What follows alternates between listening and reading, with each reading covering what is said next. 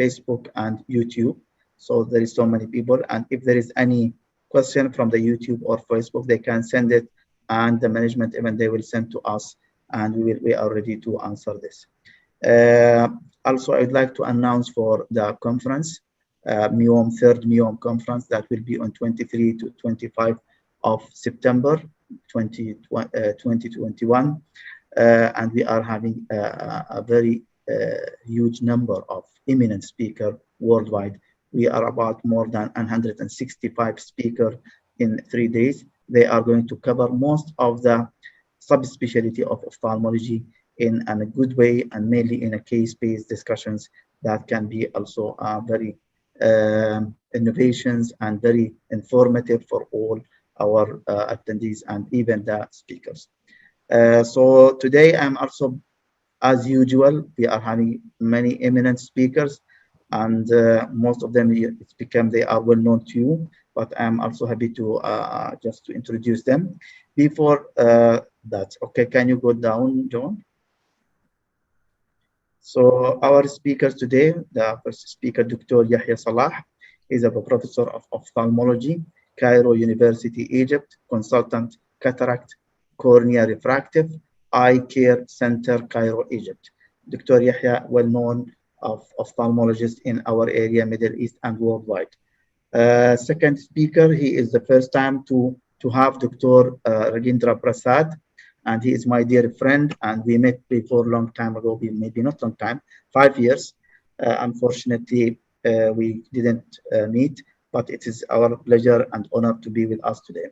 Dr. Rajendra Prasad is a alumni of RBC, AIMS, New Delhi, presently Director, Senior Consultant, RBI Institute, Research and Training Center, New Delhi.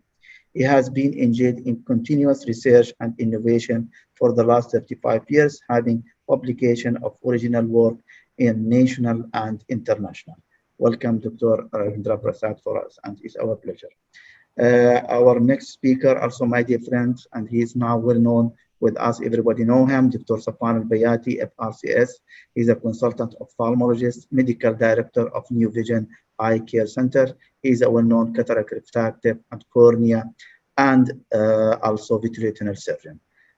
Also, my dear friend, Dr. Osama Jlaidi, is a consultant ophthalmologist, Moorfield Eye Hospital, Dubai, cornea, cataract, and refractive surgeon.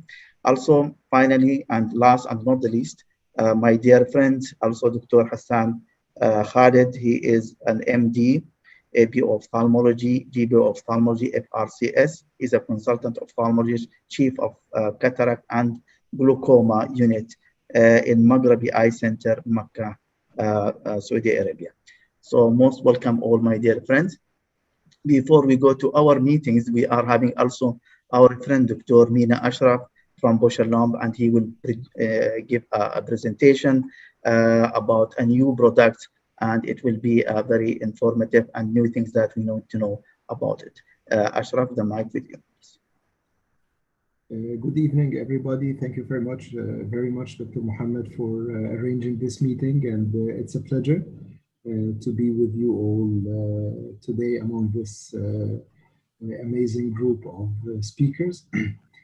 Today, we will briefly introduce to you Recugel. Recugel is a re-epithelializing gel for the management of post-operative discomfort and superficial corneal abrasions. Recugel is a three-dimensional gel matrix. It's composed of dexpanthenol, carbomer polymer, and water. Its composition is 5% dexpanthenol in addition to 0.2% carbomer, with a viscosity, pH, and osmolarity that are very well tolerated. The viscosity is medium, the pH is similar to the natural tear film, and it's a hypoosmolar medication, so it can also help in wetting the corneal surface. Recugel, as I mentioned, is a corneal re-epithelializing agent composed of the bioadhesive cross-linked polymer, which is carbomer, which has an optimal viscosity characteristics, high water retention capacity, and also it has an excellent bioadhesive criteria which helps it to stay longer on the ocular surface. In addition to dexpanthenol, which is a provitamin B5 that permits corneal epithelial migration and multistratification. Also, it prevents scar formation on corneal stroma. If we look at each of those two components separately, we look first at the carbomer. Carbomer is a cross-linked molecular chain that has three important characteristics that helps it in reepithelializing the corneal surface and also in wetting the corneal surface. First of all, it has a thixotropic colloidal, it's a thixotropic colloidal system. So with the frictional forces during blinking and also with the tear film soles, it partially breaks down the polymer structure. So the viscosity decreases during installation and blinking. So it's a gel only inside the tube. Once it is dispensed or distilled on the ocular surface, it loses this viscous criteria of the gels and it becomes a viscous liquid that has an adaptive viscosity versus linking. Second criteria is the deposition effect, which helps in the continuous fluid secretion. So it helps in producing a slow release of both the dexpanthenol 5% in addition to the water. Also, it has an excellent bioadhesive property, which increases the wettability of the corneal surface and helps Recugel to stay longer on the ocular surface. So the base is carbomer. The active ingredient is dexpanthenol. Dexpanthenol is a provitamin B5, which is an essential component also of the coenzyme A. It's an essential cofactor for intracellular energy production, and it helps with the turnover of membranes and structural protein components. Dexpanthenol helps to stimulate the proliferation and migration of the epithelial cells. It helps with the multi-stratification of the corneal epithelial cells and prevents scar formation. There are three major effects of Recugel gel in this context. First, it helps with cleaning the wound. Second, it helps with surfacing the wound by helping the migration process. And also it helps in the reformation of the multi-layer epithelium. So it helps in the epithelial growth, both in the horizontal dimension and in the vertical dimension. So it helps both in surfacing and multi-stratification of the corneal epithelial cells. So when to use Recugel? Recugel can be used in cases of corneal epithelial defects and also in cases of corneal erosions where we need to help in promoting the reepithelialization process in both indications. Recugel is used for reepithelialization in many indications. For example, post-surgical, post-refractive or post-cataract surgery, after foreign body removals, for thermal or chemical burns, and mechanical traumas, and also can be used as an adjunctive therapy in keratoconjunctivitis sicca and in ocular infections. Recugel has clinical trials in three indications. First, it's used as a first aid. Second, in post-cataract surgery. And third, in post-refractive surgery. First, Recugel as a first aid. This study was done in a hospital university in Spain. They studied both the efficacy of Recugel in terms of reepithelialization and the tolerability in terms of adverse events assessment. The inclusion criteria for this study was patients with corneal erosions caused by foreign bodies deeper than 2 millimeters in depth, and the removal of the corneal foreign body was done by a 25 gauge needle and epithelial scrapping. The efficacy results after foreign body removal with Recugel. First, we had 50 patients included in the study.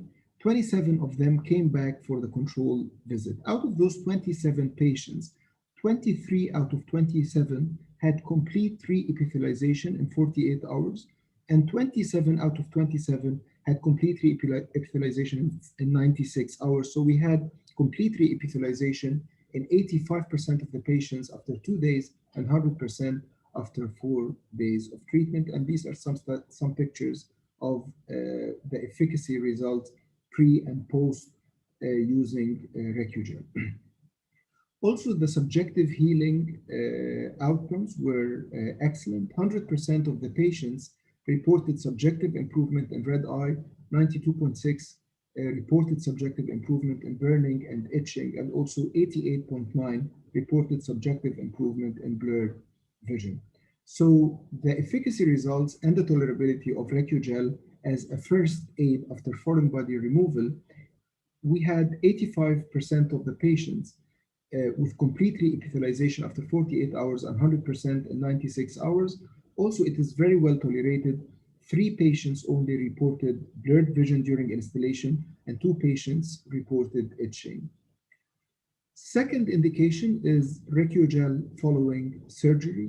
We had this study for 80 patients operated for cataract or retinal surgeries. They were both randomized to receive either the conventional topical treatment alone or conventional topical treatment in addition to dexpanthenol 5%, 2 drops 4 times daily. This study showed that dexpanthenol 5% effectively decreases the healing time of corneal and conjunctival wounds compared to conventional therapy alone. And we can see here the results with Recugel or with the standard therapy alone without Recugel. So as we can see here, adding Recugel to the standard therapy, like the orange bars, we can see that post-operative at day 2, day 3, 4, and 5, Recugel was very effective in reducing the subjective symptoms and to speed up the process of wound healing and corneal reepithelialization. Also, the subjective symptoms included here eye pain, injection, burning, and photophobia in patients undergoing cataract or retinal surgeries. And those results or the difference reached statistical significance at day 2. So the resolution of conjunctival congestion and edema and the improvement in the healing was observed on day 2 of Recugel treatment. Third study for Recugel in post-cataract surgery, we looked here at the ocular discomfort pre and post-operative cataract surgery.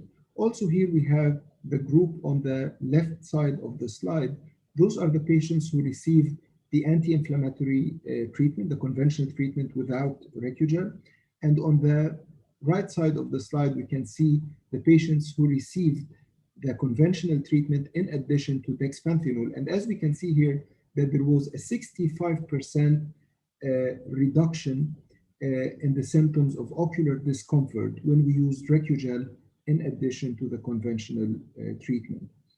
Finally, Recugel in post-refractive surgery. This study measured the efficacy of the dexpanthenol-based gel in reepithelialization following refractive surgery, and we compared here the days needed to achieve complete reepithelialization, comparing dexpanthenol 5% to acetylcysteine 5%, and as we can see here, that complete reepithelialization was achieved in 2.7 days with dexpanthenol compared to 4 days with acetylcysteine. So in conclusion, Recugel contains dexpanthenol 5%, suspended and carbomer-based gel. Carbomer helps in wetting the corneal surface to improve or to facilitate the reepithelialization of dexpanthenol. It helps with bioadhesion to stay longer on the ocular surface. So it gives a very good chance for dexpanthenol to work effectively. Dexpanthenol effectively facilitates the healing of the corneal and conjunctival damage. Clinical efficacy of dexpanthenol 5%, 2 drops 5 times daily is evaluated for efficacy to heal the corneal and conjunctival epithelial damage after surgical operations. And as we have seen, that the results were obvious at day 2 of treatment in terms of decreasing the conjunctival congestion and edema, smooth healing of the wound, and decrease in the subjective symptoms.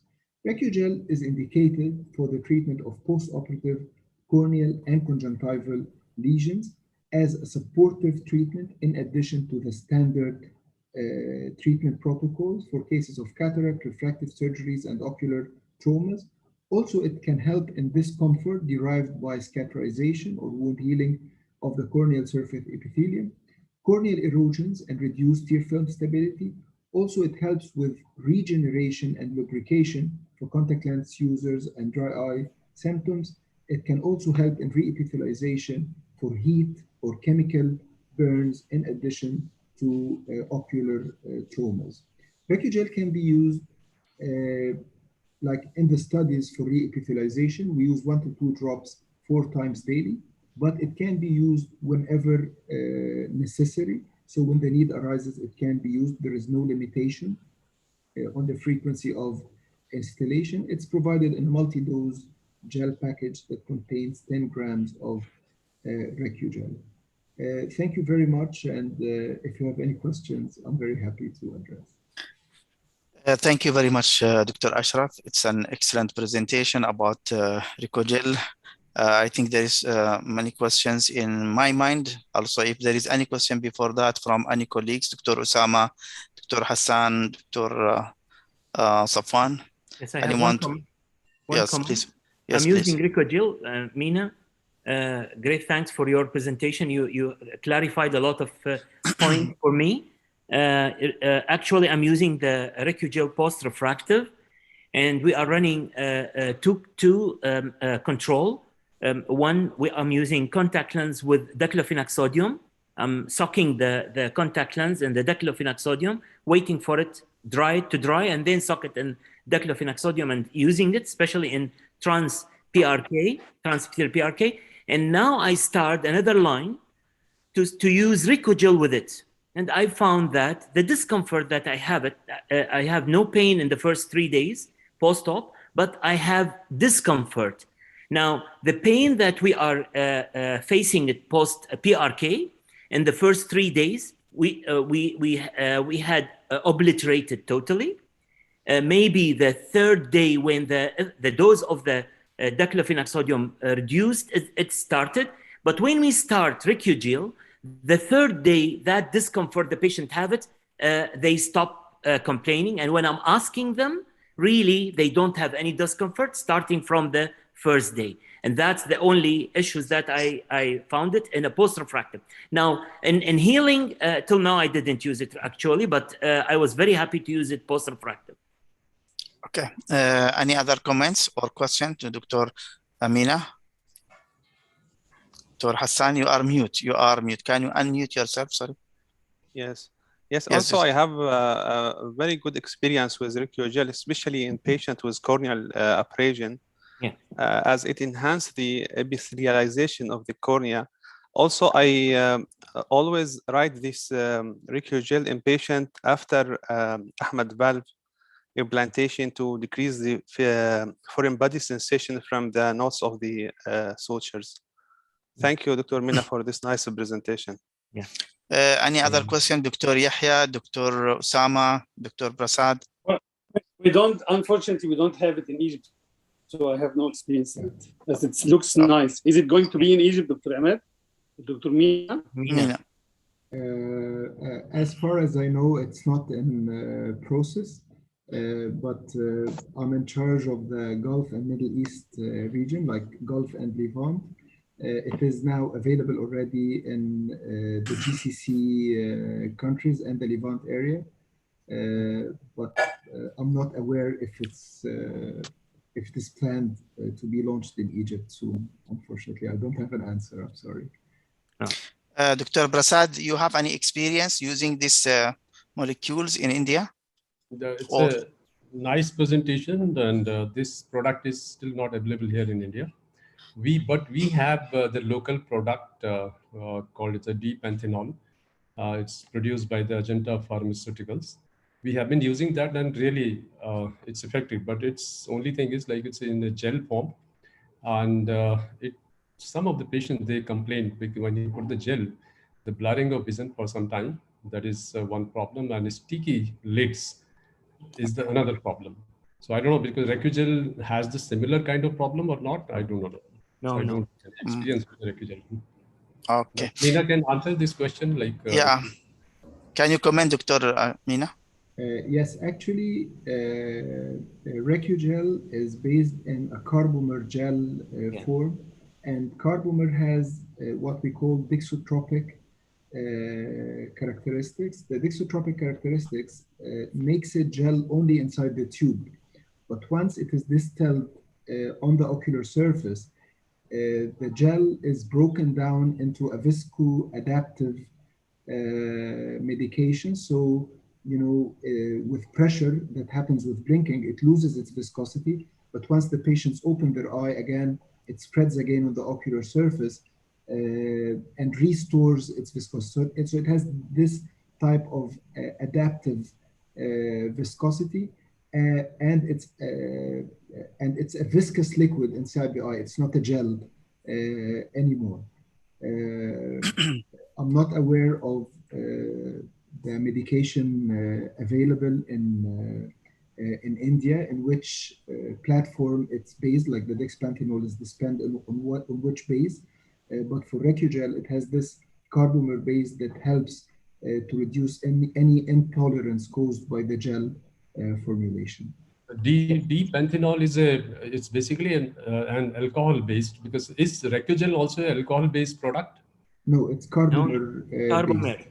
Yes, and the carbomer, it has an effect that is similar to the mucin layer in the ocular surface, so it helps a lot with the bioadhesion. So it has a bit of close characteristics to the natural tear film once it is instilled on the ocular surface.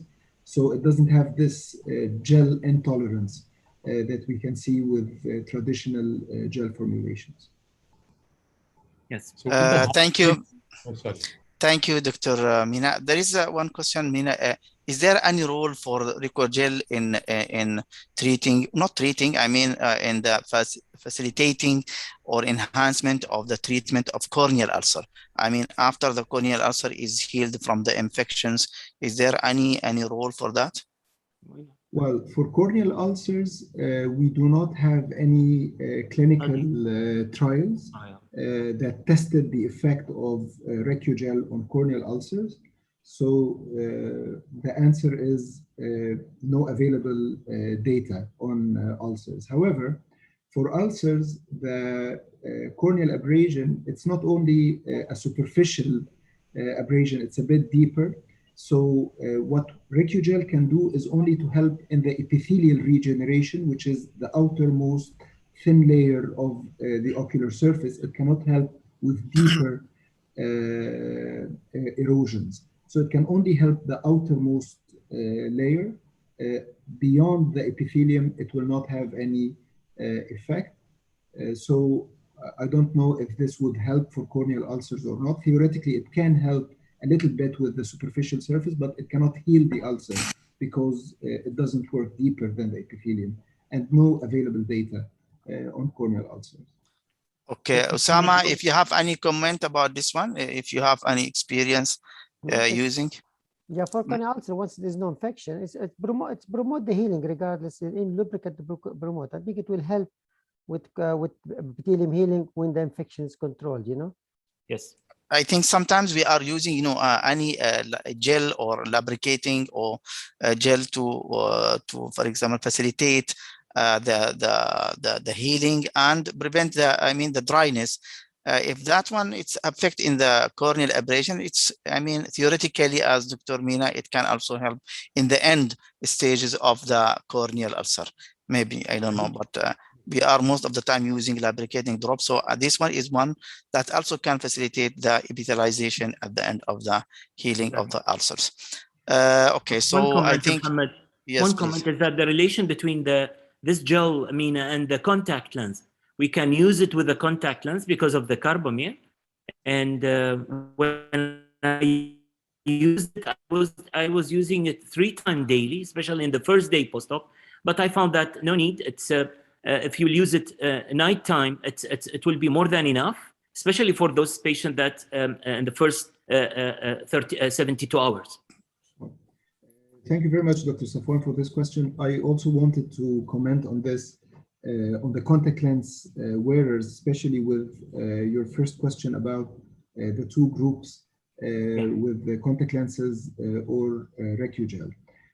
First of all, Recugel cannot be used on the contact lens because it has preservatives. So it cannot be used with contact lens wearers or along with the contact lenses that are used post-operatively. So what we think is the best, what is recommended is to remove the contact lenses and use Recugel, and after 15 minutes, the patients can put again their contact lenses, but it cannot be instilled on the contact lens. So this is for contact lens wearers in general. For post-operative, it also cannot be combined with the contact lenses that are used for bandages or for to promote healing.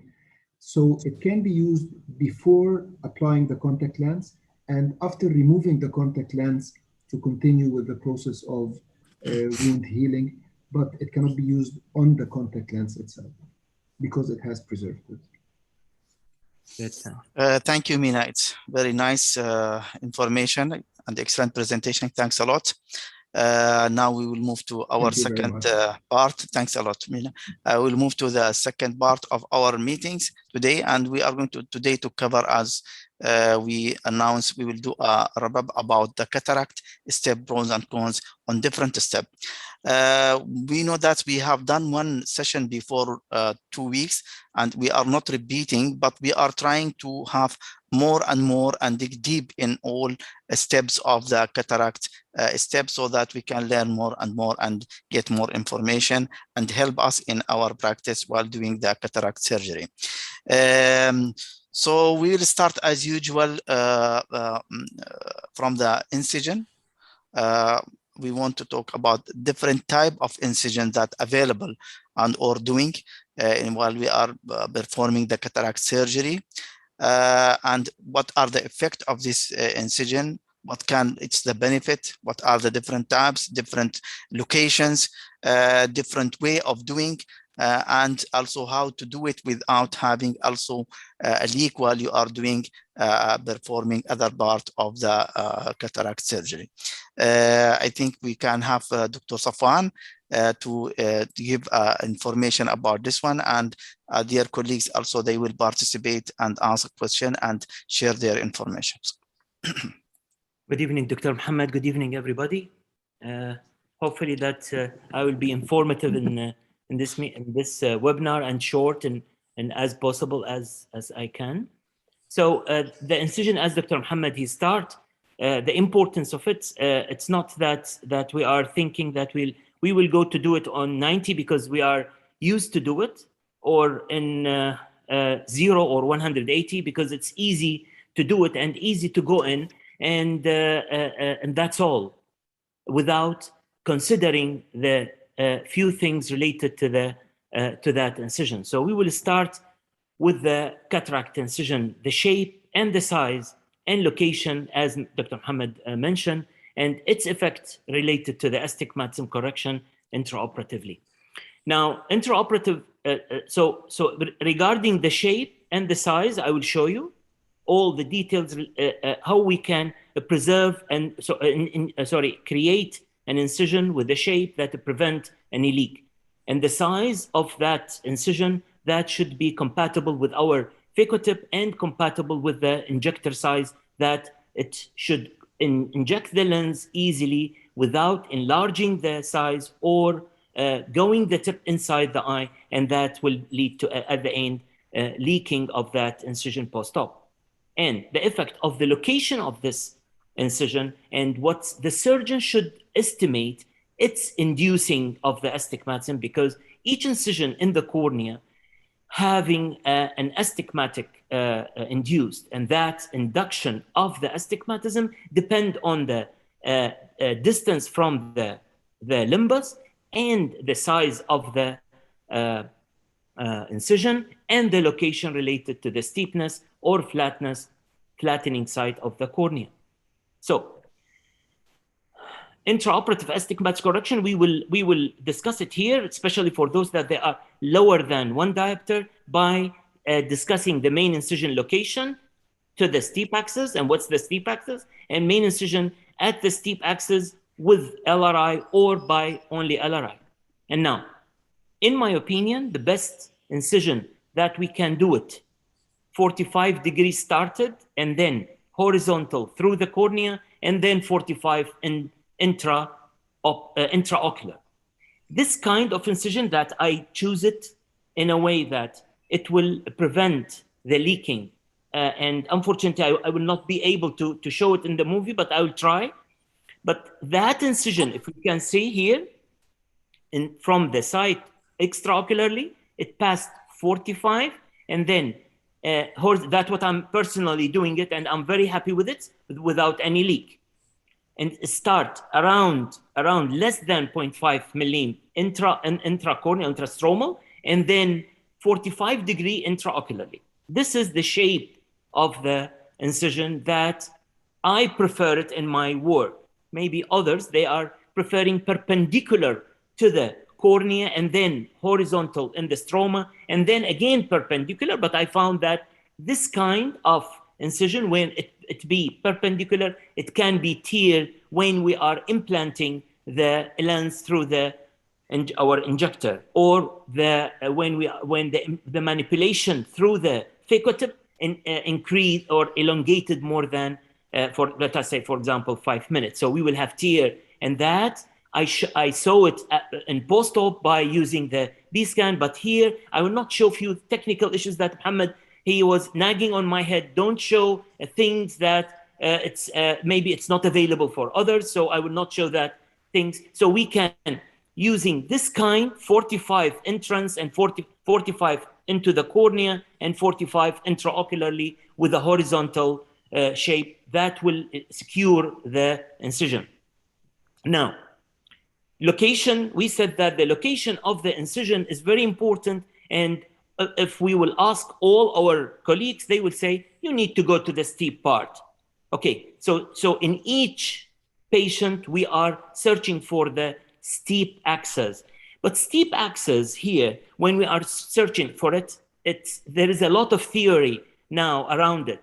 Now we will take a steep axis on the anterior corneal map, or steep axis starting from the biometric calculator, or steep axis taking from the aberrometer. I think that now the steep axis having a lot of modification, but still we can take it as simple from any corneal map showing the steep axis on it. For this steep axis, why we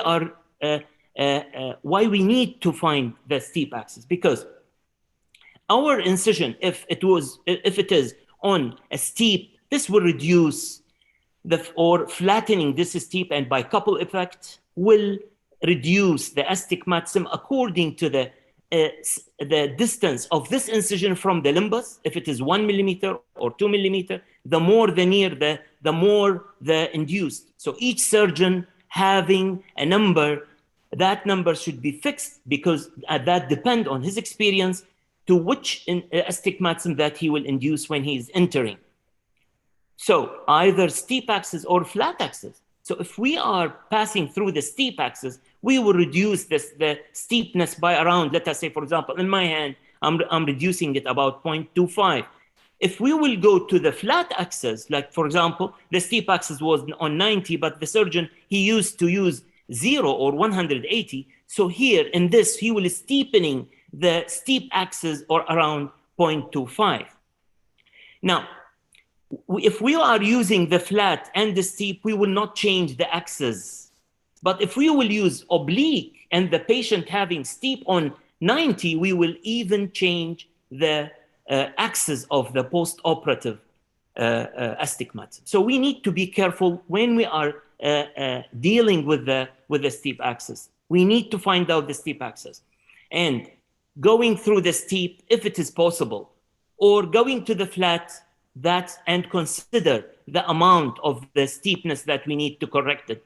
So one of the important things that I'm doing, I'm correcting those that they have, for example, below 1 diopter by manual aspect, either by putting the steep axis on my incision on the steep axis and doing cornea relaxing incision as shown here on the other side, or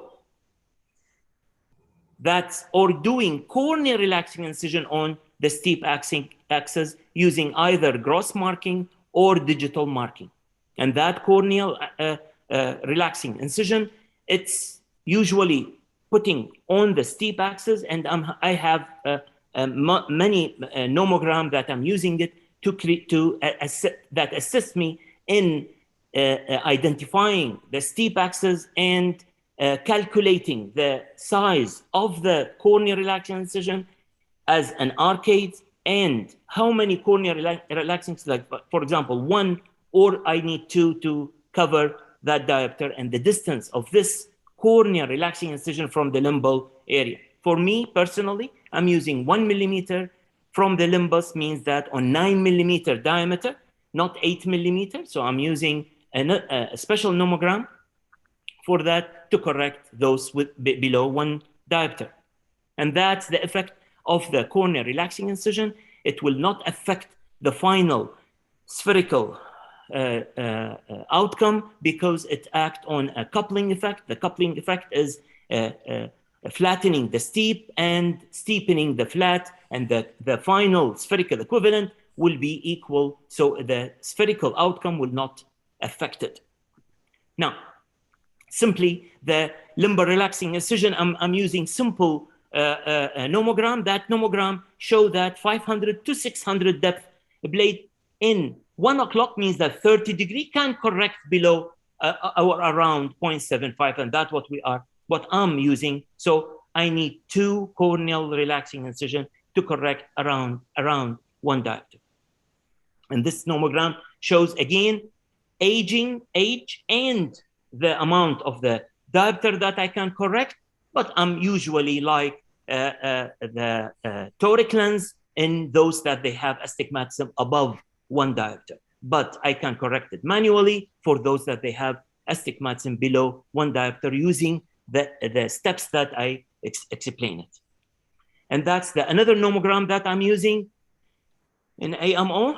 It helps me because sometimes I need more than 1 nomogram to show me the exact, especially when sometimes patient cannot afford a toric lens and he has more than 1 diopter on against the rule. So I need to go through and doing and looking to more than 1 nomogram to assess and to assess the axis and assess the power and the arcade of the corneal relaxing incision to put it.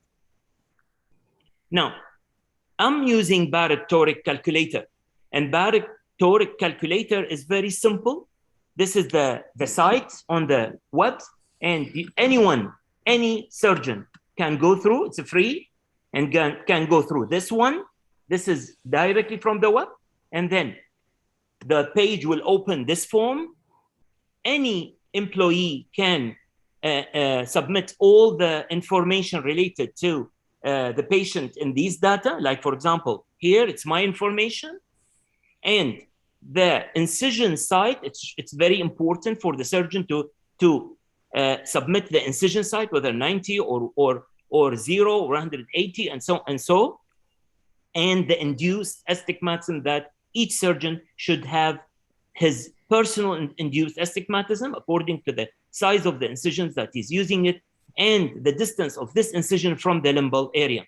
And then at the end, he will have this calculator will show exactly the amount of the toricity. You can see it down in the last arrows. It's around 1.5. And for example, let us say this patient, he needs a toric lens T3 1.5, and the axis of it gives in the map and show that the axis of this toric lens 174.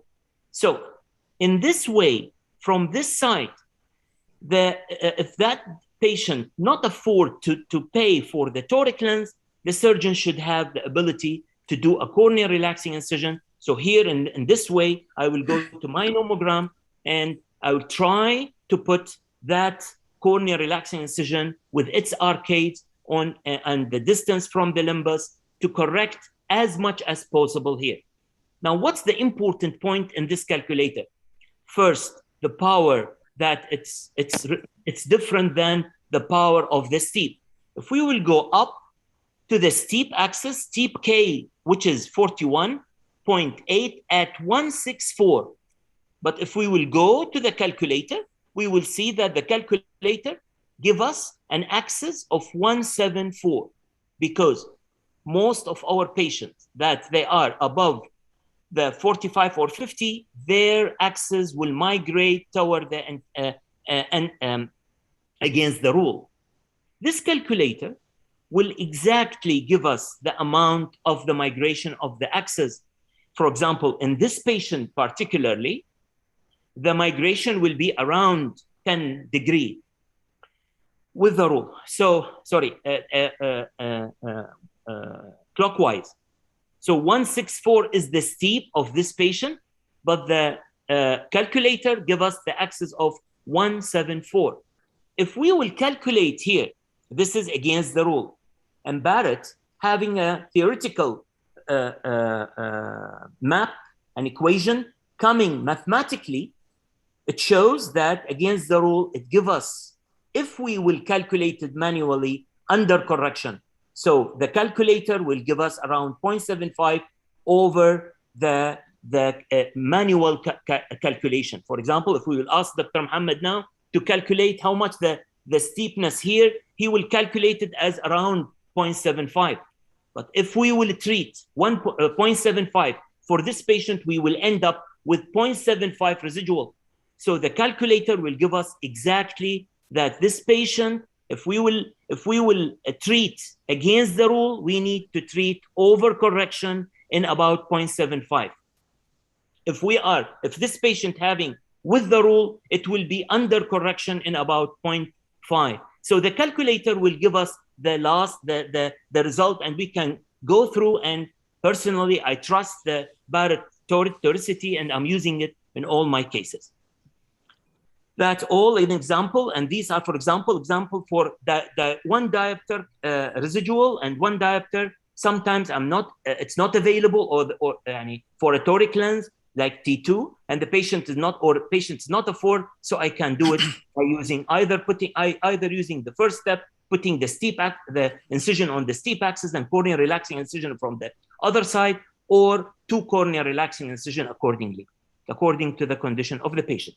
So really, I love the toric lens, but in for those that they have toricity above 1, but for those that they have toricity below 1, I like to do a cornea relaxing incision or putting the incision site into the steep axis that appear from the calculator. Now, this is the movie, and I will show only one step in this movie, and then we will stop. And I'm using digital marker, but I show you I can use the gross marking. And here, the digital marker showing that the steep axis, later on it will show, I have it. And that's the paracentesis, but we can see the main incision. It's 40, and then directly to the stroma, around less than 0.5, and then in. I will stop it here, and I will give the microphone to Dr. Muhammad. Yes, Dr. Muhammad. Thank you very much, Dr. Safwan, for this excellent and clear showing the type of the incision. And you go very deeply on the IOL calculation, or about the toric lens. Okay, so if there is any comment from any here of our colleagues, Dr. Yahya, Dr. Hassan, Usama, Dr. Prasad. Yes. Yes. Thank you, Dr. Safwan, for this nice explanation about the corneal incision. Actually, the shape of incision that you make it, the one I prefer to use it. I have also some videos about the 3 steps. I can show you the steps exactly, but I want you to stop share, Dr. Safwan. Okay, done. Okay, my dear. Okay. So you agree with me about the 3 steps? Yeah. Most of my cases are 3 steps. Is there anyone doing something different? Let us ask in this way. Yes. If you are the same, so okay, just to show us very fast, Dr. Hassan. Okay.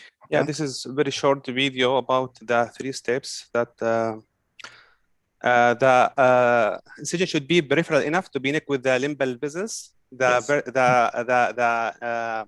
keratom should be slightly vertical, then go with the curvature of the cornea, then enter the anterior chamber, go with parallel with the iris. Now this is incision without hydration by the end of the surgery. Exactly. Without hydration, there is no leak. No need for hydration sometimes. Yeah. No most of the time, especially in in simple, let us say soft lens, no need for hydration. Also, I have another thing I want to show you about the patient corneal incision, which you have shown just now. So it's a 2-step, not a 3-step. No, it's a 3 steps. You haven't made the group. No, it should be slightly vertical over the cornea. What Dr. Safwan has explained in 3-step incision. 45, then straight, then it's a valvular incision where you have to make a groove at the limbus, which should be at least 1/3 depth of the corneal thickness. Yes. And it should be straight, vertical, and then you put your knife horizontal at the level of at the deeper level of that incision, and then go parallel to the surface of the cornea, and then add 45-degree into the anterior chamber. That is called as a valvular or 3-step incision. If you see here, now it's vertical. Now it's vertical. Now I change the curvature of the. You have already entered. So this is not a 3-step. This is a 2-step incision. It's very clear. Exactly. This is a 2-step incision. Dr. Sun. Okay, but I disagree because I put in 3-step. You have to make a groove first. Yes. You have to make it slightly vertical over the cornea. The first step, then you will go with the corneal level. Then you will go to enter to the anterior chamber. It's a 2-step. It's a 2-step. I think it's this combination, by the way. It's just that because I agree with it. If you have all the wound 3-step, you have to do a group. But this is just part of the wound is 3-step. Part of it's not really 100% 3 steps. Because the wound, when you go the blade horizontal further, you will cut it more of the first step will not be as a step. Yeah, here also another case of patient with radial keratotomy. This patient also has dense cataract. In this patient, there is about 14 cuts in the cornea. So also it's very important in these cases to avoid the intersection with the corneal cuts. Let me show you this video also. In this case, I try to find a good space between 2 cuts to enter the cornea in 2.2. But what happens with me here in the step of IOL implantation, the radial cut was opened.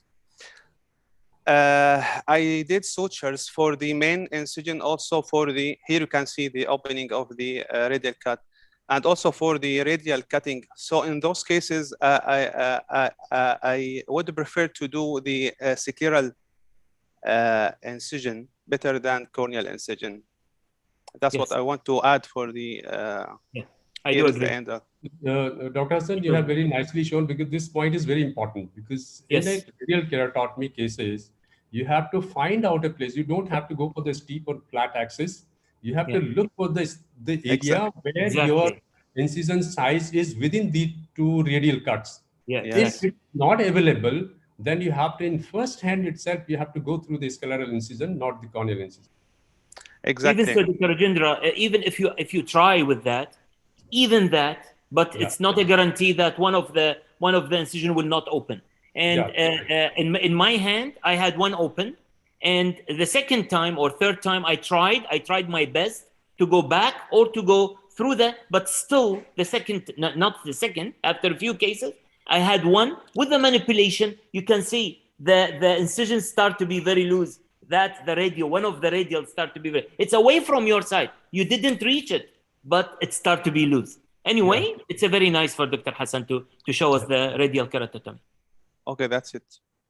Okay, Dr. Muhammad. Dr. Muhammad, you are mute. Dr. Muhammad, you are mute. I don't know who mute me. Maybe you, Dr. Safwan. Okay.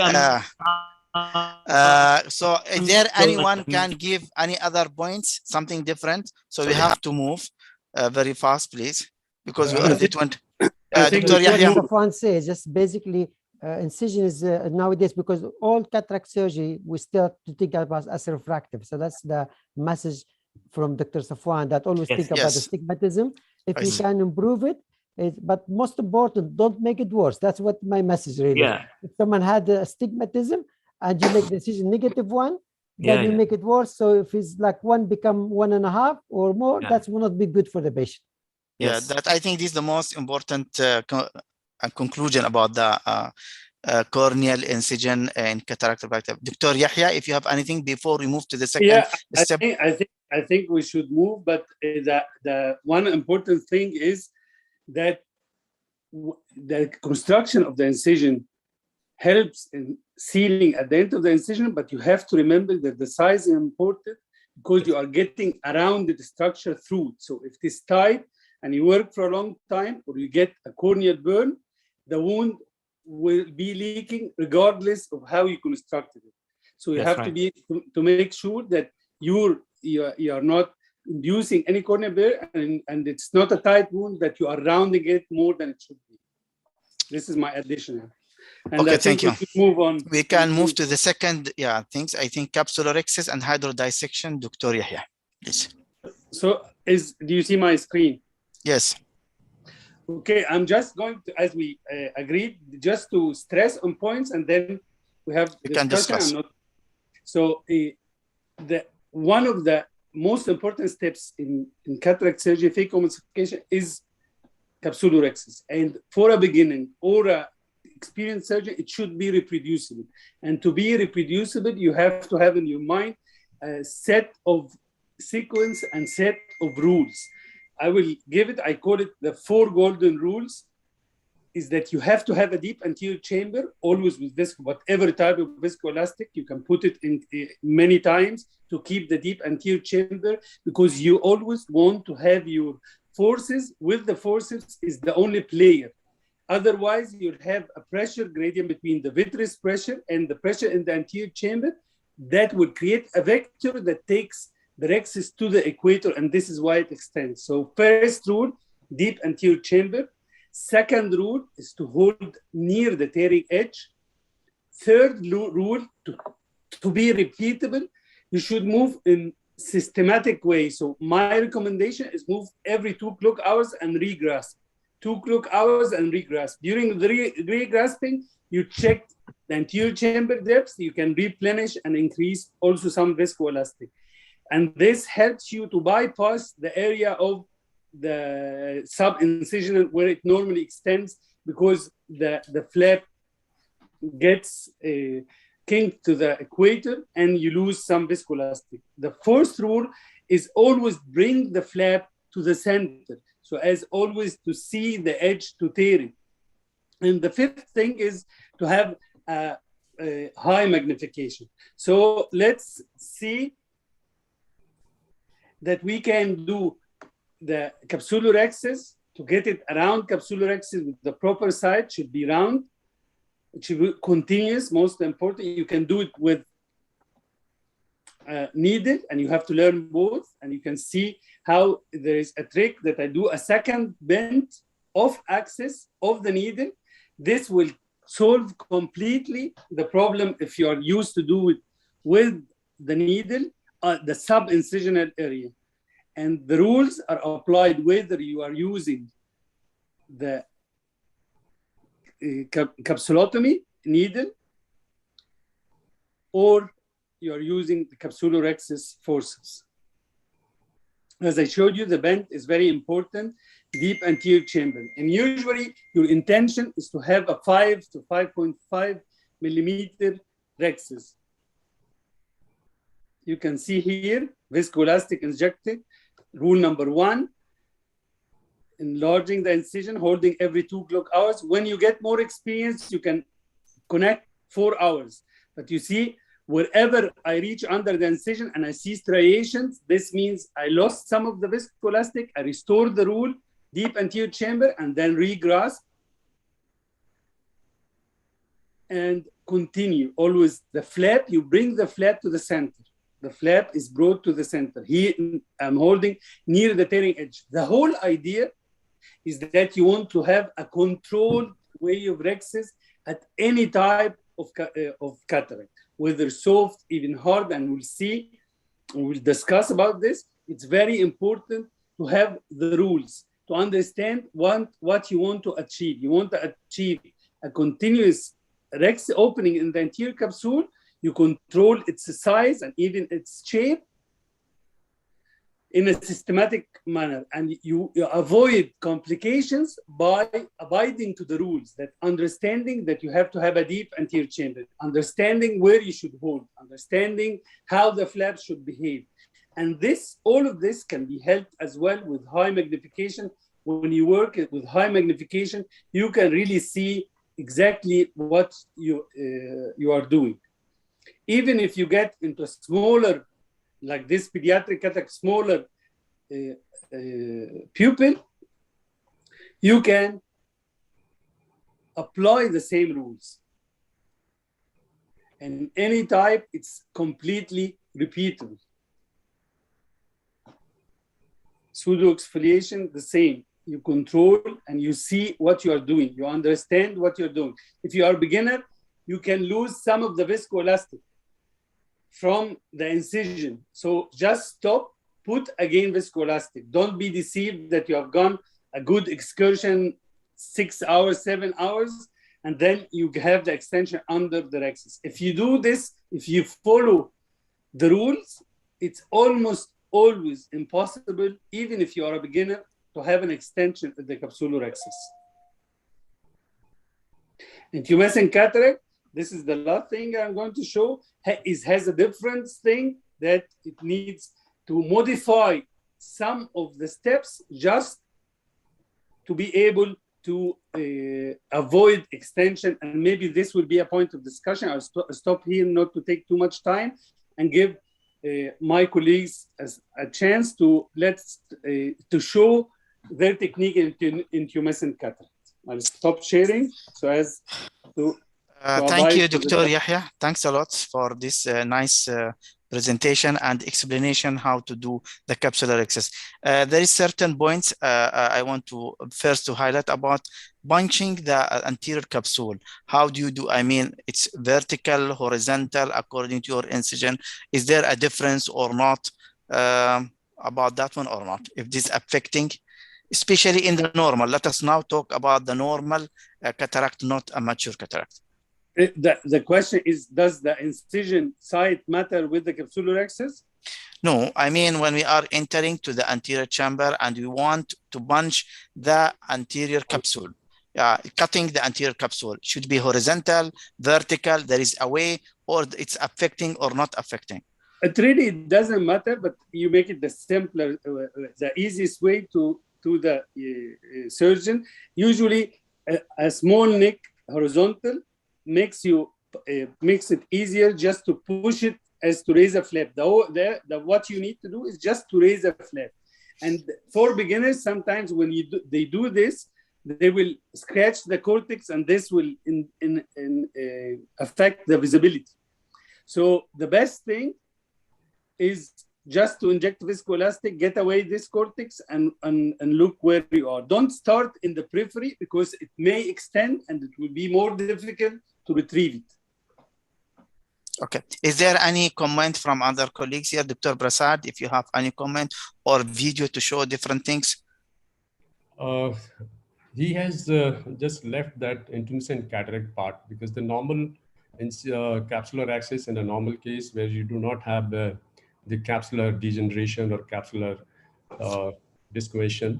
So in this situation, because the capsular access was doctor has shown just now was beautiful. Like he has shown so many videos and it was really beautiful. Like the way you have to catch the flap, where you have to catch the flap. So these points are very important, because, and then you know that capsular access is a visual impression, because you do not get any feedback of the vector forces when you are making the rhexis. Because when you are holding the flap, you do not get any feedback, like how much pressure you are putting, where the rhexis is going. You have to see it.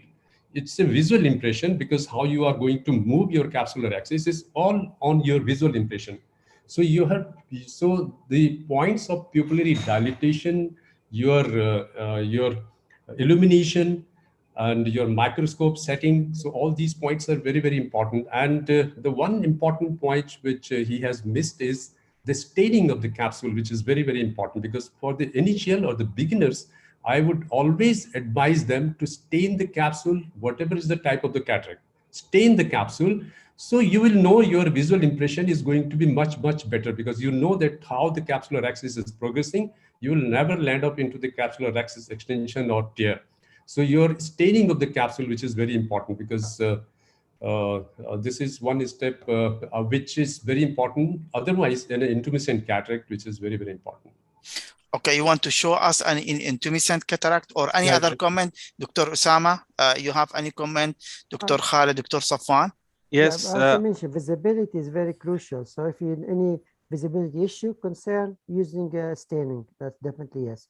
But I think when you had good red reflex, you don't need the staining really. Yes, that would be very easy to see really, even for beginner. Maybe even for the beginner, you mean, Usama? If it's very good red reflex, mild cataract is very simple to see, even for beginner. For beginners, I've had teach so many people to start phacoemulsification. I've never advised to use. It's a point. Some people like this, but it is not a must. I did not forget to use the staining. I don't like to use the staining. I don't like to use any chemical when it is not needed.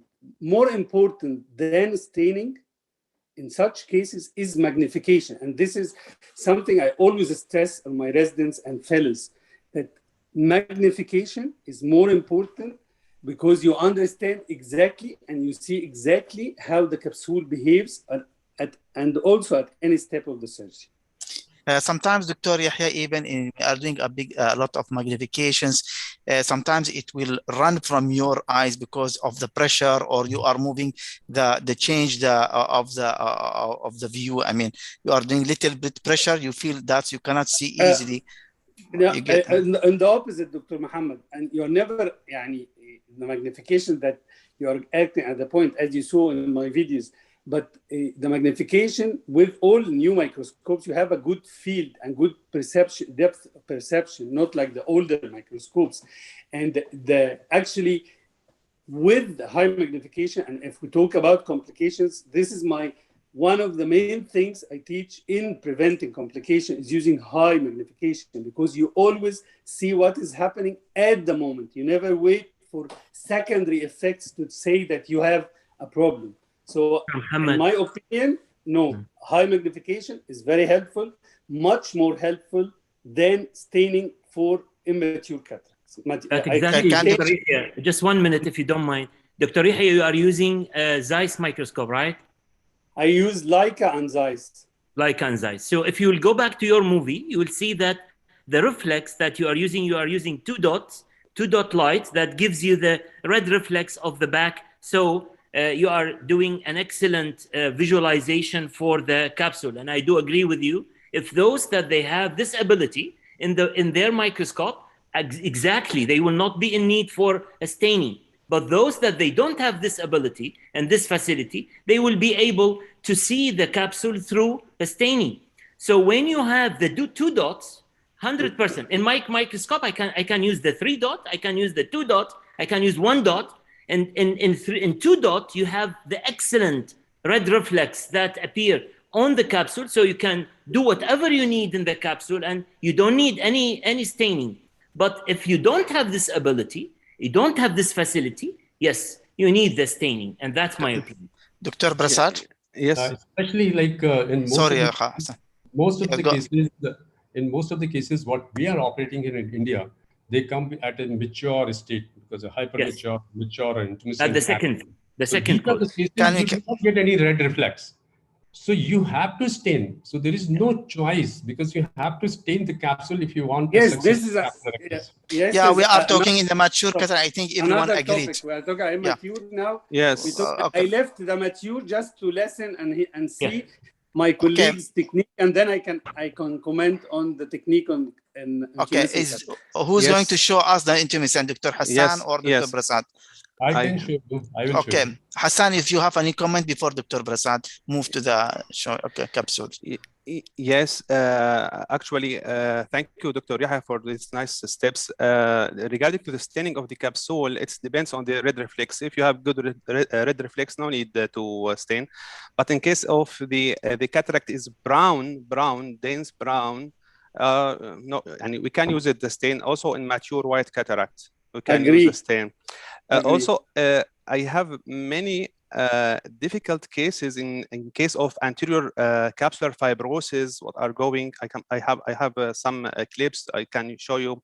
In case of intumescent cataract, different types and different techniques. Also, in case of the peripheral extension in white cataract, intumescent cataract, or in regular cases, what are going the little brain maneuver. Also, I have some videos, some clips.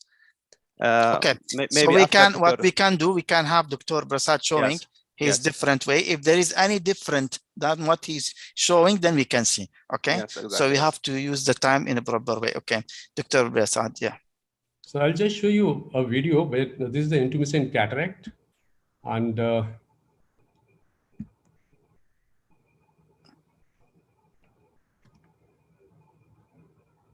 this is the intumescent swollen cataract. What you can see here, because I'm using a needle to puncture the capsule. The moment you puncture, the cut which I have made on the anterior Argentina flag. Okay. So this is Argentinian flag sign, and this is well-done situation like we come across in many of the cases. And this is the animation how it happens actually, because now this is basically because what happens when you are using the needle, especially the hypodermic needle. This needle has a tip which is like a sharp tip knife. So when you puncture the capsule, it makes a linear cut on the capsule. And you know there is a high pressure within the capsular bag. Now this high pressure creates a force, which is a disruptive force, which actually easily opens up. If you make a cut on the capsule, it opens up the capsule and the Argentinian flag sign happens. So what I want to show is one video, not this one. Sorry.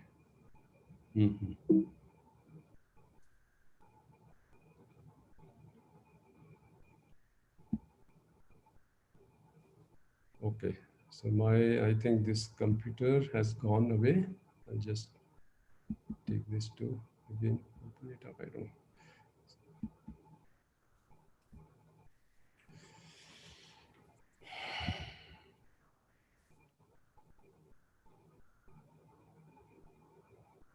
So some problem has taken place. I don't know.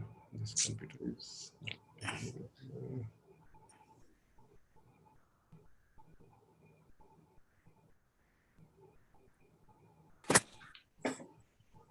Okay, it has come. Now this is the technique which I have already published in JCRS. Now what I'm doing is I'm using a saving needle microcapsulotomy. Saving needle microcapsulotomy means you can see these two pictures here.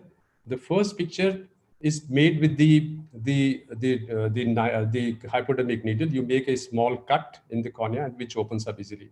So what we have done is we have devised a device which makes a hole in the anterior capsule.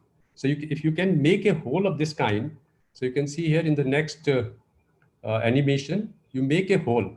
So if you make a small hole, it won't disrupt, it won't extend to the periphery. Whatever is the force inside, it will not open up and go to the periphery. So you can see here in this video now, this is the intumescent cataract, and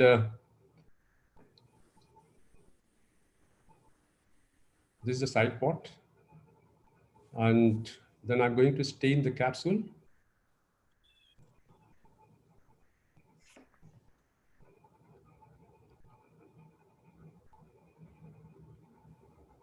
So this is very important because you have to stain the capsule in this situation, because where you have an absolutely white cataract, you do not see any red reflex. You don't have the illumination proper, like because of the fluid. So this is the needle. This is a sewing needle. So the needle which is used to sew the clothes, it's a round tip, and it's a circular round and pointed tip, unlike a hypodermic needle which has a sharp cut. And is there a magnification to see how it looks like the tip? No. Yeah, I'll show you the tip also. So when you puncture the anterior capsule, it makes a hole. So it has made a small hole. Instead of cutting the capsule, it has made a hole. So you can see the hole here at the center. And this hole now actually has a resistance against the pressure. See, it works like a mini capsular access. So we call it as microcapsular access. So you can evacuate the fluid through this hole easily with the milking technique. You do a milking technique, bring the fluid at the center, and this fluid will come out of this hole. And once the fluid comes out, the capsular bag relaxes. It becomes decompressed. And then from this hole, you can make a small tear and then start the capsular access. I'm using the Rex's forceps, and this is how you can start the capsular access. Keep holding the tip of the flap, go around slowly and slowly. So we don't need very high or very large thoraxes in this situation because the cataract generally is not very hard. They are soft cataract. So you don't need too much of manipulation. You can very easily remove these kind of cataract with this is how you can make a capsular access very successfully without having any extension. So this is how you do this, and then you can complete the surgery. You want to see the device? If there is any magnification. I have the animation, but not in this video. Okay, we can move to the next other colleagues. Later on. While we are discussing, you can just prepare it and show us. That's okay. Okay, so Dr. Yahya or Dr. Khalid Hassan. Hassan. Okay. Yes. I want to add something about the technique of Dr. Barsad. Thank you for this nice technique. But I think in this case, if you don't decompress the eye, the lens pressure properly, the peripheral extension is high in those cases. And can you stop sharing, please? Okay. I want to show you another two different techniques in a case of intumescent cataract. Okay, if you can, Dr. Prasad, just stop share and check for the video. Later on, we can have it. This is okay. Can you? Okay, Hassan. Hassan. Yes. In case of the intumescent cataract, the technique that I prefer to do is the double rhexis technique. Double rhexis technique, when you are going to do a small rhexis, small round rhexis, and you decompress the intralenticular pressure properly, it's very important to decompress in all sides. Can you see it? Can you see it when you are explaining on the video itself? So to know what you are talking about. Sure. What do you mean by double rhexis? Okay. Can you? Yeah, you will let me back. So here is the needing the cystatome to create a small. We are not seeing. The video is not showing. We are not sharing the videos. Why? Open the video. Open the video. Video is not open. Just press on the video to open. We are seeing all the videos. Can you stop share and go back, Hassan? Very fast. Okay. Share. Okay, the capsular rhexis. Okay. Here a case of intumescent cataract. Of course, now we after can see. staining. Okay. Can you go from after staining the anterior capsule, here is the smaller central rhexis, then decompress the intraventricular pressure. Properly is very important. Then a small snip with a scissor, micro scissor, and you can perform a beautiful. Okay, Hassan, I want to ask you a question here. Yes. How do you, the most important, we want to know the trick. You know, when you are doing this one, it will, when you are doing the cut itself, puncturing, maybe immediately it will go. That's what we need. How you will do the first one. Yes, as mentioned by Dr. Barsad, you can go central and do directly small flap, directly rounded. Don't make incision. Don't make. I will show you. I will show you another incision. I will show another incision how the Argentine flag happened. So here is the second case, intumescent cataract with pseudo exfoliation. In this case, I used 27 gauge needle connected to aspiration tube of the phaco machine. Here you can see I go through the paracentesis, go directly inside the lens, then aspirate the liquefied cortex. Now I decompress the eye, the lens properly. Then I open the 2.2. Then I do the usual capsulorhexis without any risk of peripheral extension. I will show you another. Is there any other different techniques? We want to concentrate on different way. If it is similar, almost we get it. Now we want to see, I think Dr. Yahya, he have some tips on that. If you have something, Dr. Hassan, we can go with you. Sorry. I have some videos about the anterior fibrosis of the capsule, anterior capsular fibrosis.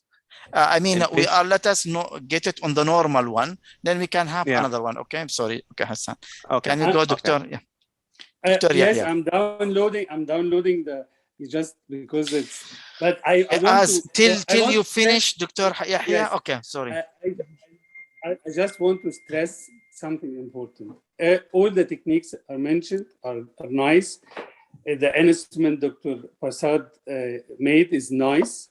But again, we don't need instruments. We need understanding what is the problem. That's why I said the rules are the most important.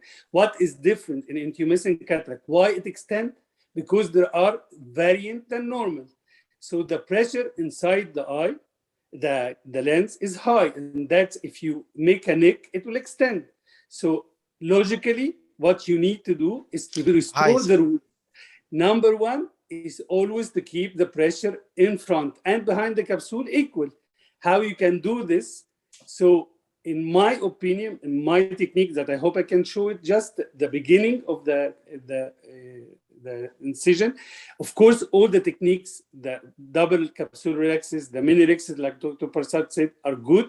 But in my technique, it's reproducible. So what I do, I just do an incision and curve it immediately and stop and go out. If it extends, it will extend where I want. Then I will tackle the problem. I will go inside the capsular bag and aspirate cortex and then inject viscoelastic to equalize the pressure in front and behind. Then I can do the regular, whatever difficult case you have, you want to convert it into a normal case. So in this way, it will not extend, and you can repeat aspiration while you are going around. So this is a technique. If you follow it, it's almost, almost impossible that you will have an extension. Once you understand what is going on. Do you see my? Yes, yes.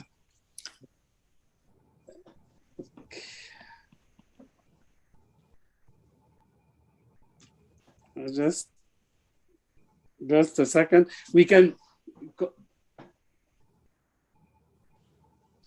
Okay, thank you for the information about Nigeria and Liberia, Doctor. I just need to comment, but I said that you don't need to disturb him. He's selecting. It's 1 second now. One second, yeah. But you can discuss whatever points you want, and I will just. Okay. If there is any comment, Dr. Usama, you are there. Yeah. Usama. Okay. Yes, I am here. Yes, Usama. Just waiting for basically what Dr. Yahya says is correct. When all colleagues they say correct, it's just basically it's very important to have a good pressure. So always maintain high pressure in the anterior chamber. When you have these things, I prefer to do needle aspiration straight away. I don't think you need to have a phaco machine connected. With the syringe, it should be very straight, easy also. Same syringe. The same syringe. I don't use the phaco machine as a setting to do that. And just try to smaller capsules and extend it. Always will work easy for any case, really. Okay, Usama, just with you, Usama.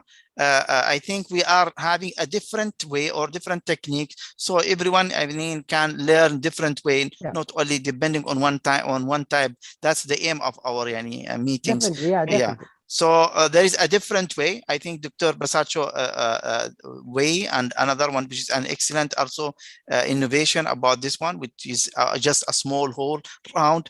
That means it will be easy. From that you can go and do, I think, suction of the liquefied material, if that's okay, Dr. Prasad. You can go through that hole. Yeah. I'll show you the device. Okay, I think Dr. Hassan is here. Can you see my video? Can you repeat, Doctor? Repeat it again. Can you start from the beginning, please? No, this is the most important step. Okay, go back. But the most important is to, you see, it's curved. I curved. If you curve it, even if it extends, it would go where you want. Then you aspirate to decompress the bag and then inject viscoelastic, and you can repeat the step as much as you want. And I disagree with Dr. Parsad that white intumescent cataract can be white, and this is easy that you can do as a phacoemulsification part, but many of them, as probably I'm sure he sees in India, are brown like this case. So if you have a harder cataracts, and with this technique you can control the size, actually you need to be on the wider side rather than the smaller side. According to the nucleus, you can control the size even in intumescent cataract. So okay, can you just repeat? Spiral. You see the curve? Spiral capsulotomy. Here, okay, Doctor. You see the curve? Dr. Yahya, I think I have seen this. Can you enlarge? Can you make the show? The video is in a show way, not in the slideshow. Slideshow. Okay, sorry. Okay, then I want to ask you. I mean, I want to. If you have, I mean, a slow movie that we can see, how do you do? See, here is the curve. It is okay. Curved. It is a curve by you make it by a curve, a needle, or you start then curve it. With the needle. With the needle, I don't bend the tip of the needle. I make it always like a knife, and I just curve and push it. You see, then you can control, and whenever I lose, you see the striation. This means the pressure in the anterior chamber is getting lost.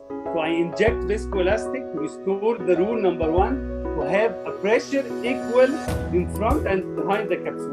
The whole trick is to have pressure in front and behind. Second trick is to see, and you can stop at any moment to restore the rule. You can see, you can stop. I want to see again, Dr. Yahya, how you do the curving. This is the most important. I can is the tip is I just want. Okay, no problems. Can I add some comment for Dr. Yes, Dr. Hassan, go ahead. Yeah, this is a spiral technique. Yes, I agree with Dr. Yahya about this. I was used it many times, but in this case, aspiration the liquefied. This is not spiral technique. You see here, you see that you make it 2 times. You make it two rounds. You don't have to. So in this case, if you don't aspirate decompress the intralenticular pressure properly, the peripheral extension can be happened in these cases. Well, this is what I'm saying. That's why I want exactly to see how it's done. It's the most important. So the most, So in my opinion, I think double Rix's technique, you can aspirate the liquefied cortex, you can decompress the lens properly in all sides, you can press also pressure over the nucleus to let the liquefied cortex behind the lens, the nucleus comes to the cannula. This is my comment. Actually, the point is because you have so many techniques, but Argentinian flag sign still happens many times because whatever of course is the aim is to minimize as possible. The spiral technique, whether you use a microcapsule, which still happens. The point is, the Argentinian flag sign will not happen in each and every case. They are not meant for the Argentinian flag sign. There are certain cases where there is an optimum intralenticular pressure, which bursts and goes to the periphery. So these are the situation. Even if you make the cut on the this video is seen here because you are making a cut with the needle. This is lucky, like you didn't have the Argentinian flag sign. No, it is not. I'm lucky. It is not lucky. It's a reproducible technique, Dr. Parsad. You do the same technique. Another case, it will happen. No, I think let us agree on a point. I think Dr. Yahya, can I comment? Can I comment, Doctor? I think Dr. Yahya is insisting on a certain point that whatever he is doing, he is, I mean, he get rid of Argentina flag by he's having a very high pressure in the side, the eye. So this is the most important. I think that's why it's whenever the pressure off. So can we mute John? John, can we mute Dr. Mina? Please mute Dr. Mina. Can I show you the device or device? Okay. Dr. And close the device. Yeah. I'll show you the device. Doctor Yahya, it's an excellent technique. Really, I did it many times.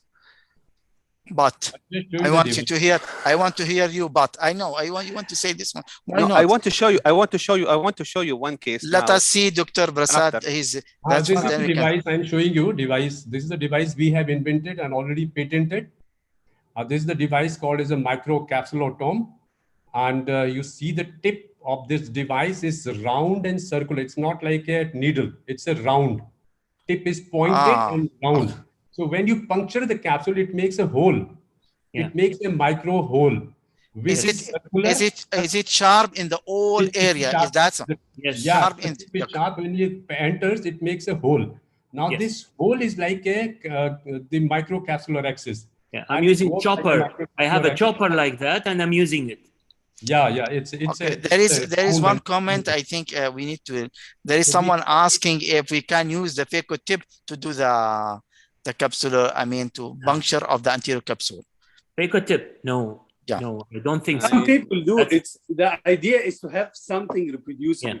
Yeah. And I agree with Dr. Prasad. If you puncture with the needle, you can get the extension. I don't puncture the capsule. I cut the capsule. So there is a difference. So when you cut it, you can control it because before the fluid is released, you already have done the curve. And this is a technique that is completely reproducible. Yeah. So Dr. Yahya, you are redirecting the Argentina flag in your curved way. I'm preventing. So, I'm not redirecting. I know. Yeah, I know that you are preventing. Yeah, preventing in the way. Doctor. Yeah. The direction of the incision, even if it will continue in a curved way. Yes. Exactly. Round way. Okay. So may I show you? Okay, can we see? Okay, Dr. Hassan, this will be the last video. Then we have to move to the next, please, as we are already run behind the times. Okay, anyway. So the next will be 1 minute, Dr. Safan. No. Let us listen to Dr. But 1 second, Dr. Safan. I don't know. Next step, it will be hydrodissection. Then we will go to the phaco shop. Okay. Okay. Yeah, it's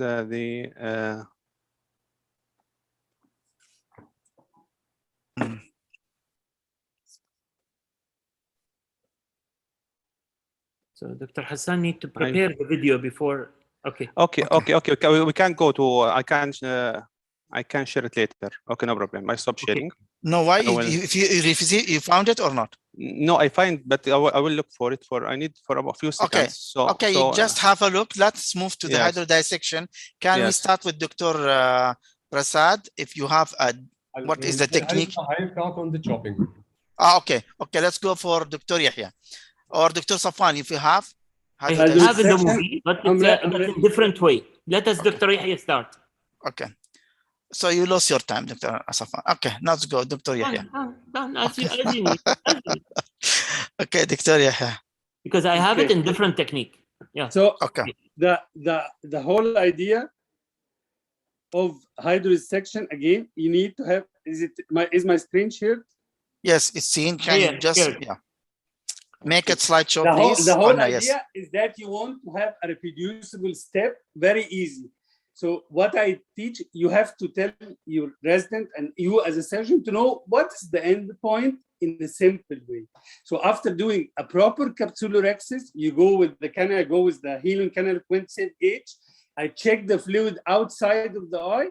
I go under the anterior capsule to the equator, inject one wave of fluid, as you can see here, going and making sure that this wave passes to the other side. Once it passes, you are properly hydrodissected. You can inject another wave. You don't have even to check rotation. And this is hydrodelineation for beginners to see how it is. Again, this is, look, it's very in a slow motion. The whole idea is you inject at one point at the equator, massage the lens because you don't want to have a capsular block as well. See the wave, and this is the value of high magnification. See the wave passing through the other side. It's not only passing behind the nucleus, you want to pass it from the other side. That's why you move diagonally from the point of injection to the other side, depress and push the nucleus a bit just to allow the fluid to pass. If you do this and you see this as a resident, as a surgeon, you will not need to see the nucleus. I never rotate usually the nucleus. I don't want, I'm sure if I get the wave passing, I have good hydrosection. And this is one of the reasons I don't do hydrosection in hard cataract. If I don't see the wave, I don't do hydrosection. Yes. So look here, it will only take few seconds in a slow motion. See the wave I'm talking about and where I press. You check the cannula outside, you go inside, depress, decrease the pressure in the anterior chamber, go to the equator, you see the wave enlarging. I go to the other side opposite, depress, and make the wave pass around the edge of the nucleus. Once you do this, you are 100% done with hydrodissection. So okay, Dr. Safwan, Dr. Safwan, can you show very fast yours? Yeah, please. Yeah. I'm preparing the video. Okay, can you go to Doctor? Just wait. I'm just. While you are preparing, we can talk. No problem. Or okay, Hassan, if you can share your screen and show us what. Yeah, but no, don't share. There is no share. Go ahead. Prepare yourself. Okay. I want to add some comments for Dr. Yahya. Thank you for this nice tips. Safwan, can you share? Okay. While we are talking, yeah. Okay. Go, Hassan. Yes. Hassan, can you continue? Hassan, you are. Hassan, I think we lost Hassan. Yes. Do you hear me? Hello? Yeah. We lost you. Yeah. Can you go ahead? Now do you hear me? Yes, Hassan. Yes, I have two comments. The first comment, while you are go to do hydrodissection, the tip of the cannula, actually, I don't go to the equator just to be underneath the anterior capsule, underneath the capsular rhexis, and at the same time, simultaneously, while you are doing continuous gentle injection of the BSS, at the same time, you have to press slightly at the lips of the main phaco incision. That okay. you will see some fluid some fluid go inside, some fluid go outside. This is the first step, and the second step is before doing, and as Dr. Yahya said, you have to test your cannula to avoid the flying cannula.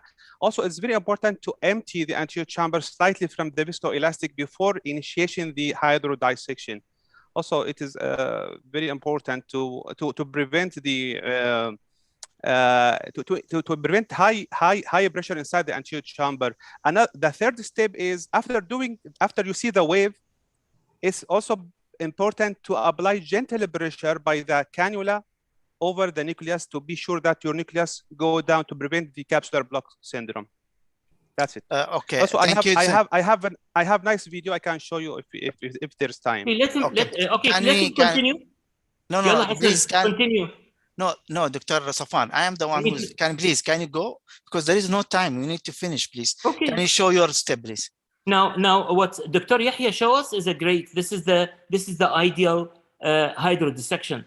But sometimes we might not have it. And we have a leathery cataract.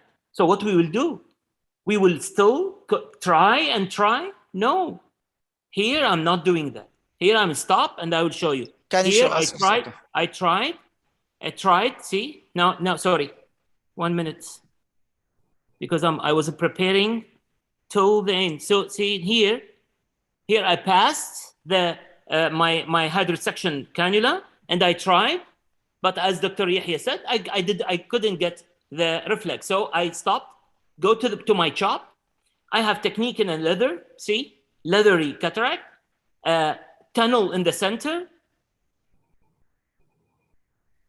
That's like all the hardest part of the movie is very quick, hardest part of the center, then divided into two. Say, from this side, I divided, and then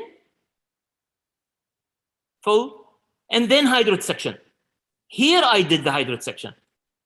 In this way, I didn't create any stress on the nucleus, on the zonules, and easily I rotate. Here I divided more. I saw the wave, 100% it's guaranteed. Yeah, say I moved, and that's all. Okay, this is thank you. Okay, is there any comment on Dr. Safwan videos? I just stopped the sharing. Yes. Can I show you?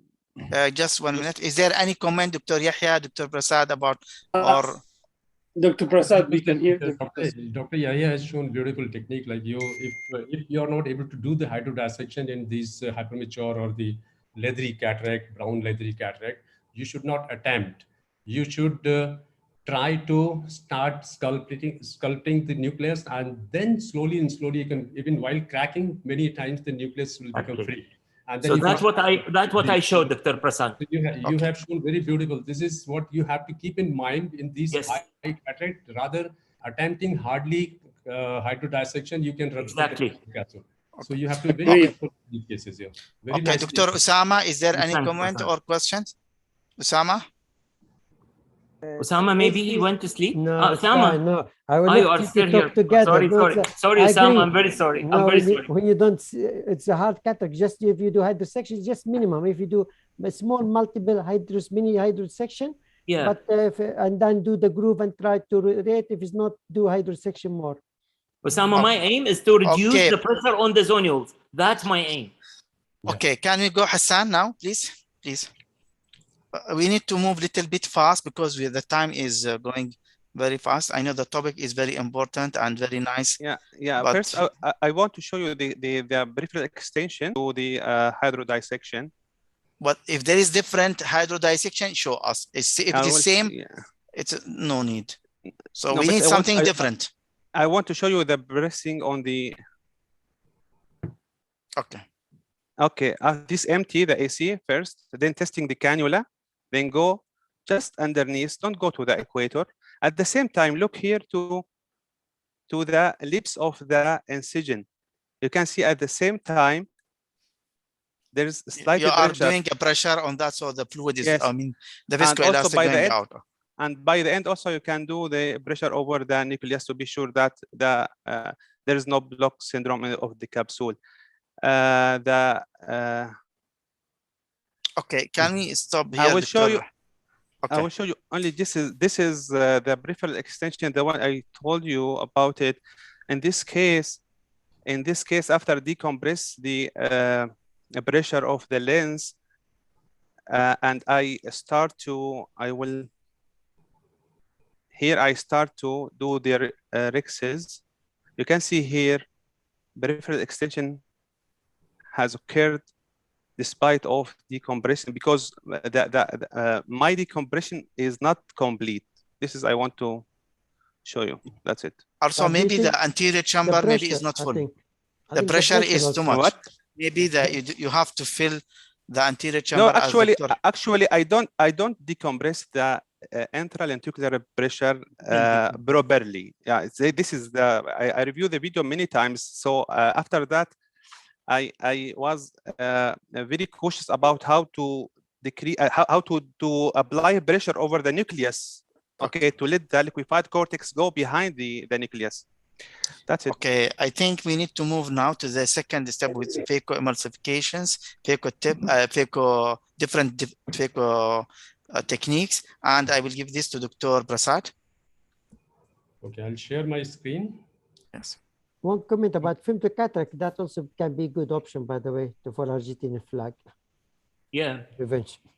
For femtocataract. Femto.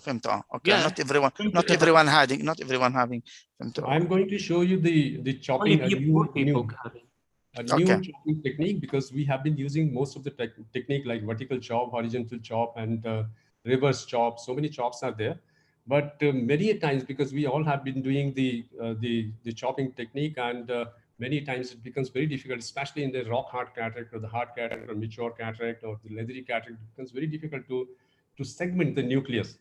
So segmentation of the nucleus is very, very important in these hard, unless you get the segmentation, complete segmentation means full thickness segmentation of the nucleus, you are not able to emulsify. Then if you try to emulsify unsegmented nucleus, then you tend to use too much of forces, too much of high energy, which could lead to complications. So I have developed a new technique, which is called as a terminal chop technique, and it's very popular, and we have published in the international journal and Indian journal also. And now a lot of people are practicing in our country. The idea of this technique is like we have devised an instrument which is called as a terminator, that is chopper. So I'll just go a little forward this. Friends, we know that. And this is the chopper which we have. The concept of the chopper is it's like the wedge tool which has a tip which is like a wedge, and this wedge, when you hook the nucleus around, it gives you a cracking force, that dispersive cracking force. This is the chopper which is called as a terminator. You can see this video. When you hook it around through the equator, it generates a tensile fracture force. Now this tensile fracture force cracks the nucleus through and through. You don't have to cut the nucleus, it cracks. So cracking happens at the equator itself. Free segments. Terminator makes surgical maneuvers much easier, safe and effective. And as you can see here in this video, how simply we can crack and break just go to the periphery, hold it, hook it, free segments and crack. So you can see the cracking happens through and through, and you get a complete full thickness cracking of the nucleus. Whatever is the grade of the nucleus, you can very simply crack these nuclei into 2 complete segments, into 4 segments, 5 segments, or 6 segments for the emulsification, because if you have complete cracking. Now this is the full thickness cracking of a little softer, not the soft, grade 1 or grade 2 nucleus. So I'll take you to the little harder nucleus. This one is, you can see here now, a little brown cataract, say around NS3, hard cataract, and you can crack this so simply. You can crack these nuclei into 2 complete segments. And NS3 nucleus again. Just hold the nucleus at the equator, within the equator, hook it, and then crack it. The cracking happens at the equator, and which automatically goes to the center and to the equator on the other side. The biggest advantage of this technique, and it can be used. Now this is a little harder cataract, Brunescent cataract. You can see this Brunescent cataract also can be cracked so simply. Bring out the maximal. This is how you can crack these hardest of hard nuclei into 2 complete segments. There's another Brunescent nucleus. That is why phaco-tip is impaled distal to the center of the nucleus superficially, and the tip is directed towards the equator, so that we could place the phaco probe at the equator just adjacent and parallel to the cracking device, so that you get the maximal cracking force.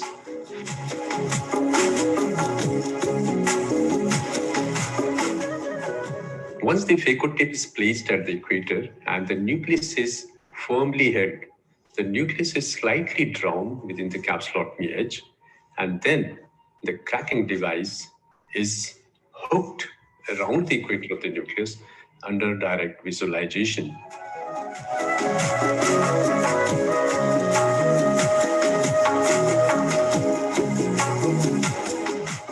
Now, since the tip of the terminator is round and olive tip, hooking it around the equator of the nucleus gives no threat to the posterior capsule. At the same time, it takes the maximal mechanical advantage of transversal fracture force as well as the force amplification. Then simply drawing the apex of the wedge inner edge of the cracker tip easily crack the nucleus, which automatically traverses through the entire nucleus, enabling us to obtain complete full thickness segmentation of the nucleus. Hardest of hard nucleus. Dr. Prasad, I think it's okay. Just we have some question maybe for us. I think it's very nice and innovative and excellent. What is the power? I mean, how do you use? I mean, it is against one power against one, or put it and left. what is the technique you are using? I mean, so that is what I was trying to show in the animation video. Basically, like the idea is you are tackling the nucleus at the weakest part of the nucleus, the weakest part of the, or the thinnest part of the nucleus at the, just within the equator. Because if you tackle, what I mean, when you are fixing the nucleus at the periphery, then you go there and you, then what is the power? You are straight, lateral, or just like a small, I mean, how you are doing that? I mean, or usually as we are doing the shop. What you have to do is, it's absolutely different from the horizontal or the vertical chop. Okay. Here you are putting the phaco probe just proximal to the center of the nucleus, and you are entering the phaco probe not deep. In horizontal chop, your direction is posteriorly. You are going towards the posterior capsule or the vitreous.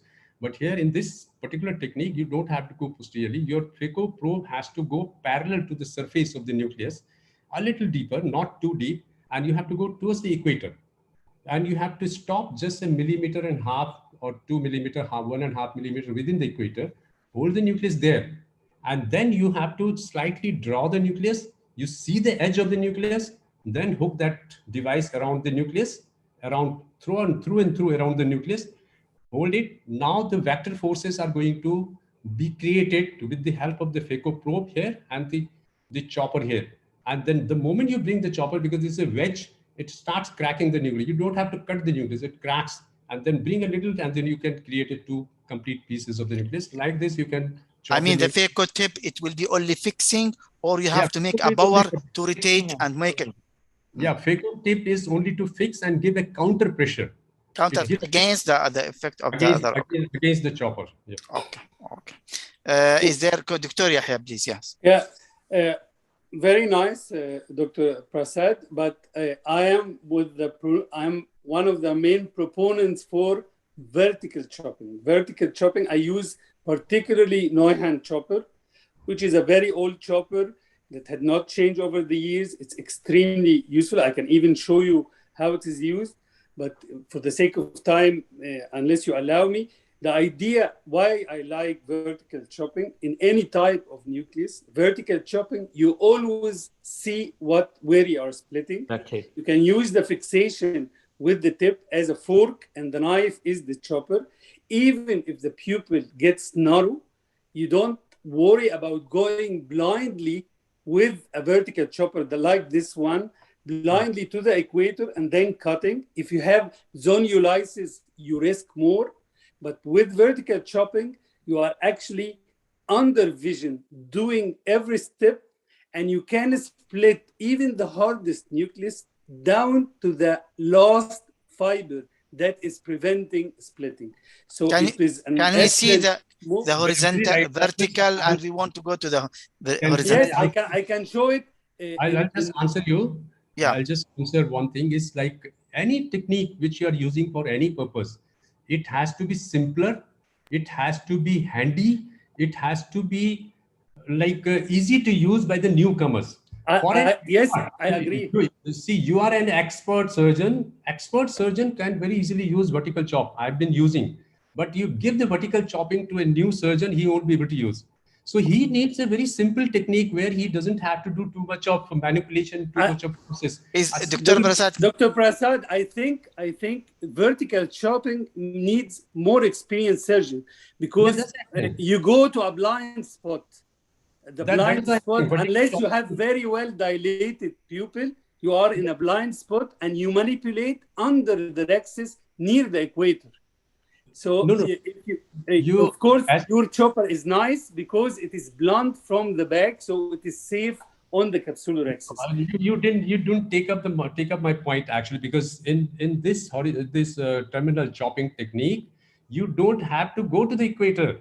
It's the only phaco probe which is going just within the equator. Then you are drawing the nucleus. Your chopper is not going at the equator.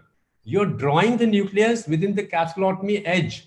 You are seeing the nucleus. Exactly. It's not blind at all. It's not blind at all. Is it applicable for all type? If it's a big nucleus, you cannot do this, Dr. Prasad. You cannot. There is no space to draw the whole nucleus. Big nucleus is narrow, you cannot do this as well. But I agree with you. And the nucleus starts tilting. It's a vertical tilt happens in the nucleus. You can see even any size of the nucleus, you can bring the capsule within the capsular mesh because it tilts. It gives a vertical tilt. That is the idea of holding the nucleus within the equator, because if you hold the nucleus at the center and if you pull it, then you are going to put stress on the zonules and nucleus will not tilt. But if you are holding just at the edge of the nucleus and you draw it, nucleus starts tilting. You can very easily see the edge of the nucleus and then hook. I agree, and it's very important for each of us to learn to be able to do both techniques, because many times I do vertical and then I do horizontal at the same time. So it's very important to learn both techniques, and as a younger surgeon, you can choose which is more comfortable for you. Nothing is 100% the best. The best is what you get you to the better results. And I think of course, we are discussing, but it doesn't mean that there is only one thing is right. Yeah, you can have both things. All the techniques one should learn. Yeah, I think Dr. Yahya, this but we are having different way, and one way is what Dr. Prasad is an innovation, and it's very nice. Maybe also it's very good to learn. It's another addition to what we are knowing. Dr. Prasad, I have one question before Dr. Yahya starts. It's applicable also for the soft cataract. Yeah, that is I told in the beginning, because not a very soft cataract, like it's a pulpy soft, which you call as a floppy soft cataract, it won't work, because there the cheese wire will happen. You can't hold the nucleus. You can't hold the nucleus. It works. This will work where you can hold the nucleus. Hold the nucleus. Okay. Grade 3 and above. Grade 3 and above. If you're not able to hold the nucleus, then it doesn't happen. This is basically meant for the rock hard cataract. Harder the cataract, this technique works better. Harder the cataract. That is the point.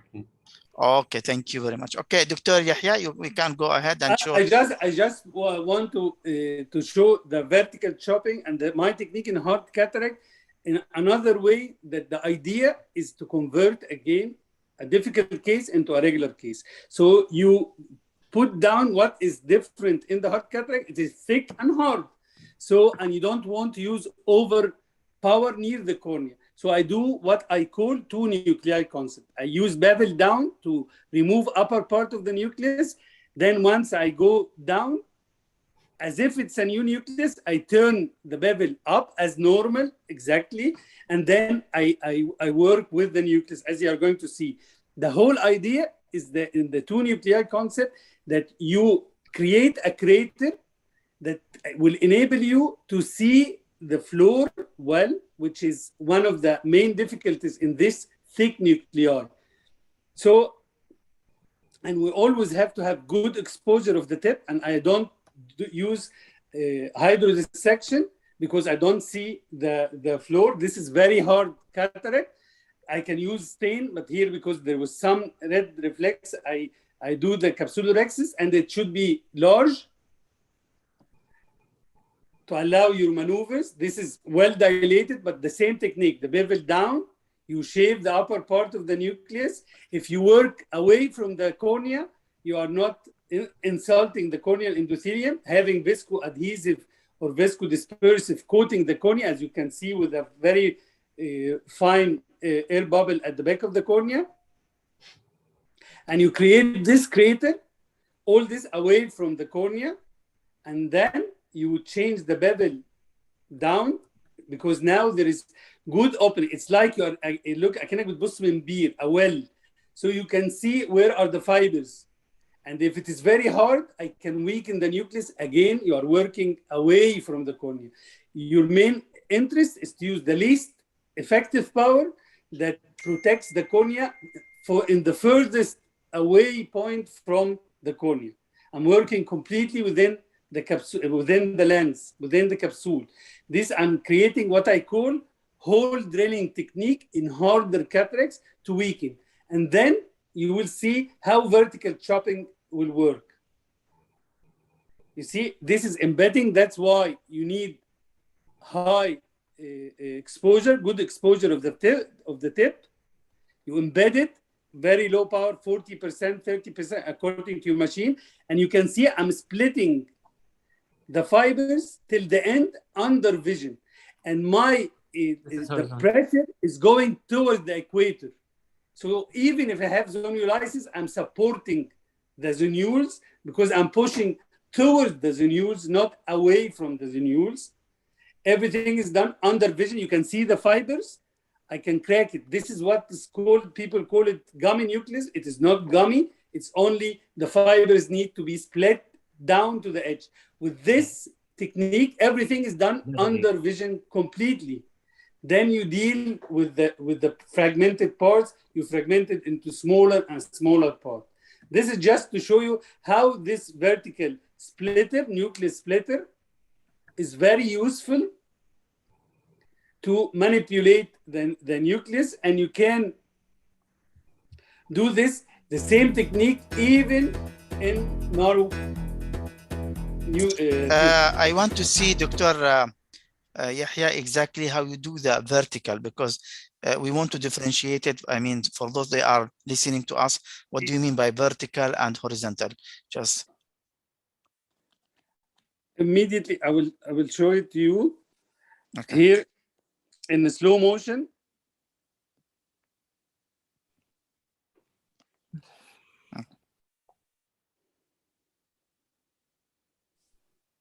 See, now this is after the groove. In a regular case, you embed, this is your fork as if eating a steak, and you see the chopper is just splitting along the regular lines, normal lines of splitting of the nucleus, alongside of the tip that is embedded. Exactly like a fork in a steak. The fork is the phaco tip, and the knife is the chopper. You can see that here I'm doing everything under vision. And in this way, you can use the least power possible. What is, can you explain in another way, the direction of the chopper in according to the phaco tip? Yes, the phaco tip will be at one point. For example, let me explain, because I want to make clear for those that are listening to us. If you are now holding the nucleus and your direction at 6 o'clock, your chopper will move from where to where? Just the chopper, as if it is moving from 6 to 7 o'clock. Here, okay, you will see it again. You see here, it's holding, and the chopper will move sideways to split. Okay.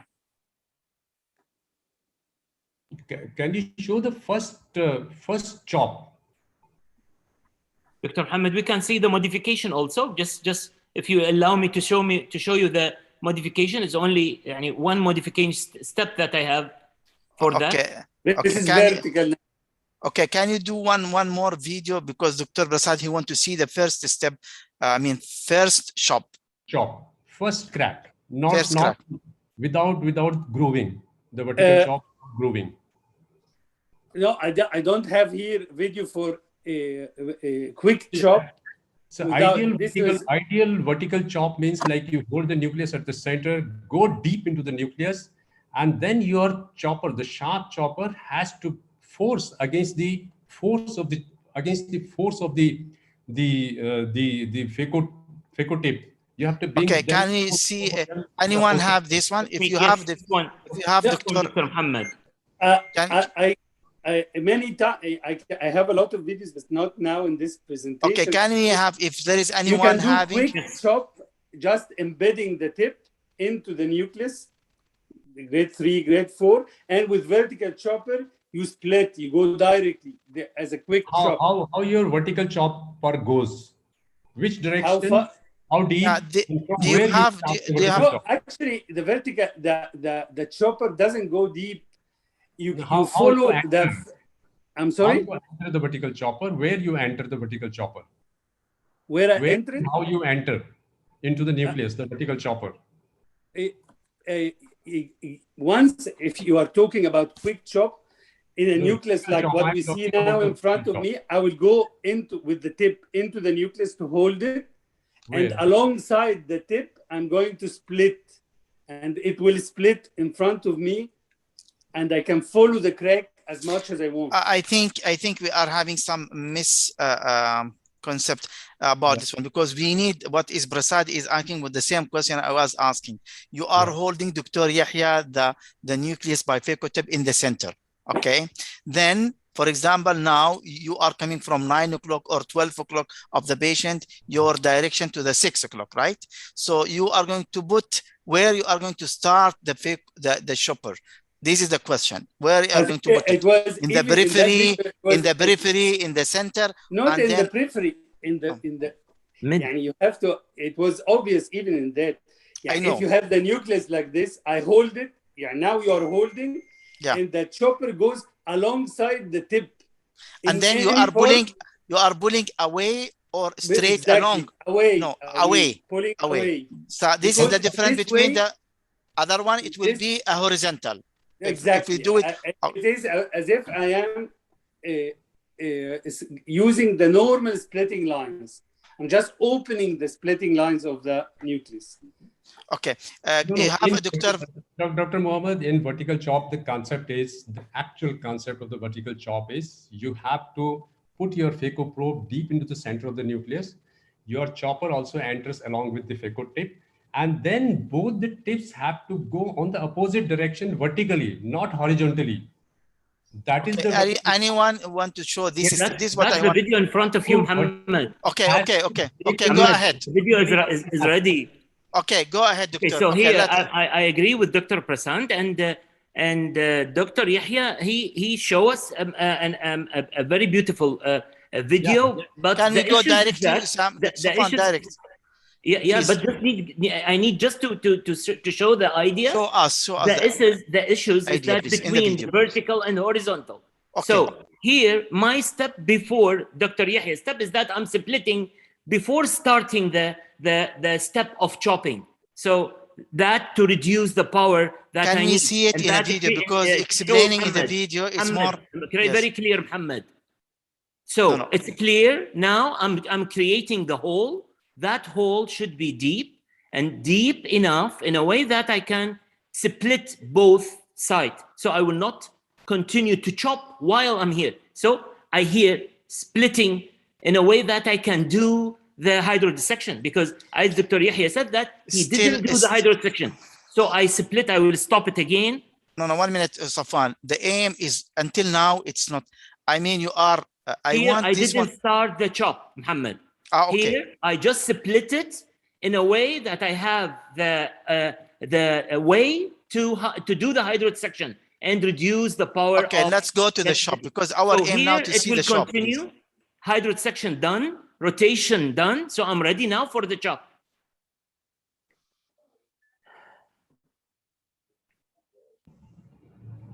Splitting it in a 2 half equally, and Safwan, now, Muhammad, just be patient with me, please, if you don't mind. Now, see, I will stop it again as Dr. See. Now, here, it's a mix. That's what I need to show. It's very difficult to say that now I'm on horizontal or vertical, because this is the kind, as a concept, is a horizontal. Now, if we will continue here, firm, then the same. This is a vertical. So I'm using both in one, chopping, holding the nucleus. Sometimes I'm the tip and the nucleus, I need to do a horizontal in it. So if I'm separating both sides, it's a horizontal. But sometimes I need to do a vertical, because now, again, I try to hold it again. It came to me. So I don't need to Safwan, if you allow me, please. Until now, we need to clarify the directions of the shop. I mean the shoppers income with phaco it will be fixing. Now we want to know how it will move. This is the aim. The concept of the vertical, as Dr. Prasant said. Now I will stop the video. The concept is that the chop and the chopper should be in the center and toward each on counteracting to each other. This is the vertical. Yes. Now, if this is the vertical or horizontal? Yes, this is a vertical. Now, if the chop and the chopper separating the nucleus away from each other, creating an angle of 45 here, this is a horizontal. Yeah. But it's very difficult, Dr. Yahya. This is the concept that I think Dr. Yahya is what we learn from Dr. Yahya is something different. Okay, Dr. Yahya, comment. Yes, horizontal means you are commenting when you talk about, because sometimes it's confusing. When you comment about horizontal or vertical, it refers to how the chopper will move. Yes. So, and how the crack will be created. So in horizontal, like Dr. Prasad, this is horizontal chopping. The chopper moves horizontally. Horizontal to the phaco tip. Horizontal, parallel actually. Parallel, if we move, okay. But I think it is the best way. Chopping, you are moving away from the, like it is vertical, like the crack is happening this way. In the horizontal, it is happening from periphery to the center. So I think different what Dr. Safwan said. I mean, it's the opposite what Dr. Safwan said. Yes, that's why I don't agree. Yeah, I don't agree. Anyway, okay, Hassan, let us return back to Prasad as a concept. Safwan, please, 1 minute. Let me ask Dr. Hassan if he's a comment. Yes, Dr. Hassan. You are mute. You are mute, Hassan, please. Yeah, I have two very clear videos about the horizontal. No, I want your opinion about this one. Let us and about the vertical. It depends on the technique that showed by Dr. Safwan and Dr. I don't think this is a clear vertical chop. It is pit and chop. The one showed by Dr. Safwan. You can make a central pit first. You can decompress the nucleus. Then you can do chopping. This is not a clear vertical. Dr. Hassan, we want to agree about the concept itself, if you don't mind. Yeah, this is because horizontal chop, you have to hold and go by the chopper just underneath the cortex and epinucleus to the equator and chopping. Chopping toward where? This is the direction. Where is the direction? The direction, the direct of that chopper. Parallel to the shop. That means no, towards together, then opposite side. This is what? This is vertical and horizontal. No, this horizontal, but from the equator, not from the central. When you are going to make vertical, I think we are mixing now the information. We are making people, they are confused. Can we ask Dr. Prasad? Yes, please go ahead. These three techniques are absolutely different. In horizontal chop, what you do is you hold the nucleus at the center. Your phaco probe has to go into the center of the nucleus posteriorly, deep enough.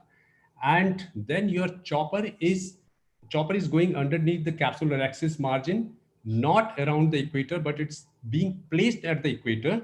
And then you're entering into the nucleus and then cutting the nucleus from the periphery towards the center of the nucleus.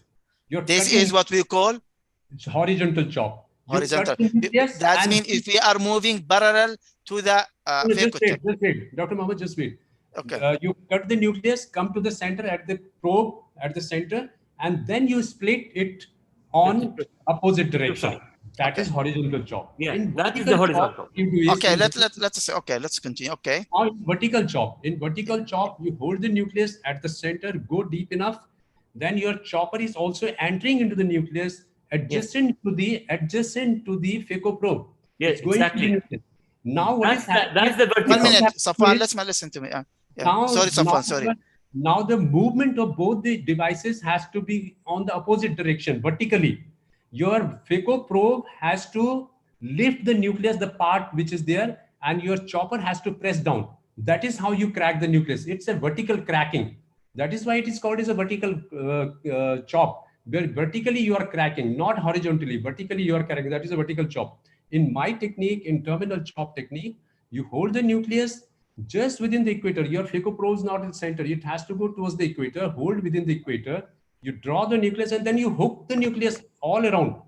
Through and through, you have to hook it and then crack it at the equator itself, not at the center. So these are okay. Do we agree on these points? Okay, from each one, Dr. Yahya, Safwan, Usama. Yeah, agree. Okay, Safwan. When rah Safwan? Yahya, Usama. Yeah, I agree with the definition. I agree, yes. Okay, so I think now we make it clear. Definition for the different types of cracking of the vertical, horizontal, and cracks. What we call it, Dr. Prasad, that your technique? Terminal chop. Sorry? Terminal chop. Terminal chop. Okay. Safwan, you agreed now about the three definitions? Because Yahya said that it's an opposite to what he said, so that's why I'm away from the issues that I say. It is exactly what Prasan said. Vertical. Okay, no problem. No, you agree on the three now. Exactly. Muhammad, okay. If you allow me, please. If you allow Yeah, Safwan, Habibi, Allah yarda alayk. We are 45 more than 2.5 hours. The chop should be touched, should be reached to the phaco tip. That's to chopping, and that's the vertical. If the chop not reaching the vertical, if the chop not reaching the phaco tip and splitting away, this is the horizontal. So okay, Safwan, already he explained it. Agree now on if you don't mind. We already give the conclusion. So we want to say agree or not, because you are okay. Anyway, thank you very much. So there is anything else before we move, because already you are 2.5 hours, you know. I know it's very interesting, but the people, I think it will be difficult. Usama, he's sleeping. Safwan is becoming, he's angry, hungry. Yeah, go to the next one, please. Can I show you? This is okay. I can can I announce this one? Only one thing. For the management event, can you put please the certificate link on the chat? Can you download so that the participant can have the certificate of attendance, please? Okay. So within only 2 minutes, we need to finalize this one. I think we don't have a time to talk about the posterior capsule ruptures and to manage how to manage. Maybe we can do in another time. So only in 1 minute, this is the horizontal chop that I prefer to do it. You see, go by the chopper to the equator. You can see the direction of the tip and the direction of the chopper. This is the first half. The second half. You can hold and go to the equator just underneath the cortex. This is what we call horizontal, right? Yes, exactly. Okay. So I will go now to the vertical. This is also a nice vertical video, clear also. You can see after shaving, impale the tip of the phaco at the center of the nucleus. You can see the pointed chopper in the, you can separate. You can rotate, then do separation for each half to be like. Okay. So I think the difference is that this is I think it's very clear now. What is the difference? Okay. Yeah, that's it. Okay. Thank you very much. Is there any comment for anyone from anyone? Just Dr. Yahya, Usama, Safwan, Prasad, before we conclude these sessions. It was a very nice discussion. Thank you all for this. It's informative. We are shouting, just we are all friends, you know. Of course. Dr. Yahya. I think Dr. Yahya left already, or he is with us. Usama, Safwan. Yeah, thank you very much, everyone. That's very, very good discussion. And as I mentioned, it's always this vertical horizontal always confusing. But the majority of us, we mixed really both. So at the end, we agreed. At the end, we agreed. No problem. Yeah. Okay, Safwan. Yes, I agree. Is any any comment before we move? We conclude. No. Thank you. Okay, Dr. Prasad. Thank you, Dr. Mohammed, for giving me an opportunity to be here with you all, senior surgeons and expert surgeons, and definitely I have learned so many things here, and it's my pleasure to be here with all of you, and really happy. Okay, first of all, I would like to thank you all. I would like to thank you, Dr. Prasad, for being with us, and we are waiting also to see you in the conference. So we will talk about EDOF. Please don't, I sent just to remind you, because I didn't get a confirmation, but now we agreed. Thank you, my dear Safwan. All the time I'm shouting and fighting with Safwan, but we are a friend, you know, nobody can think something different.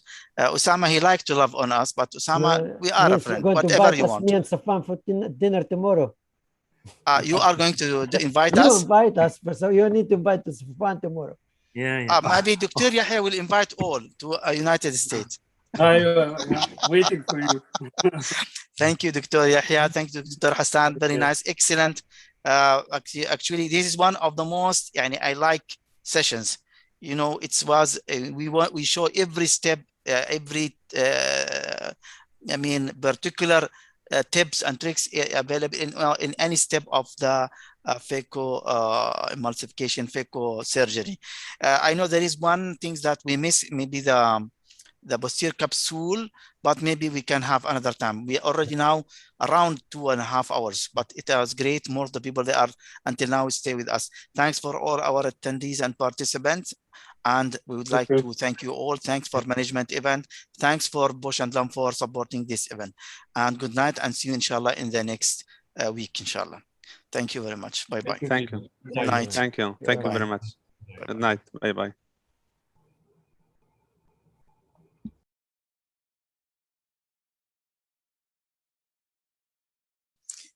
Management, do you have the what is the, you didn't post the link for certificate?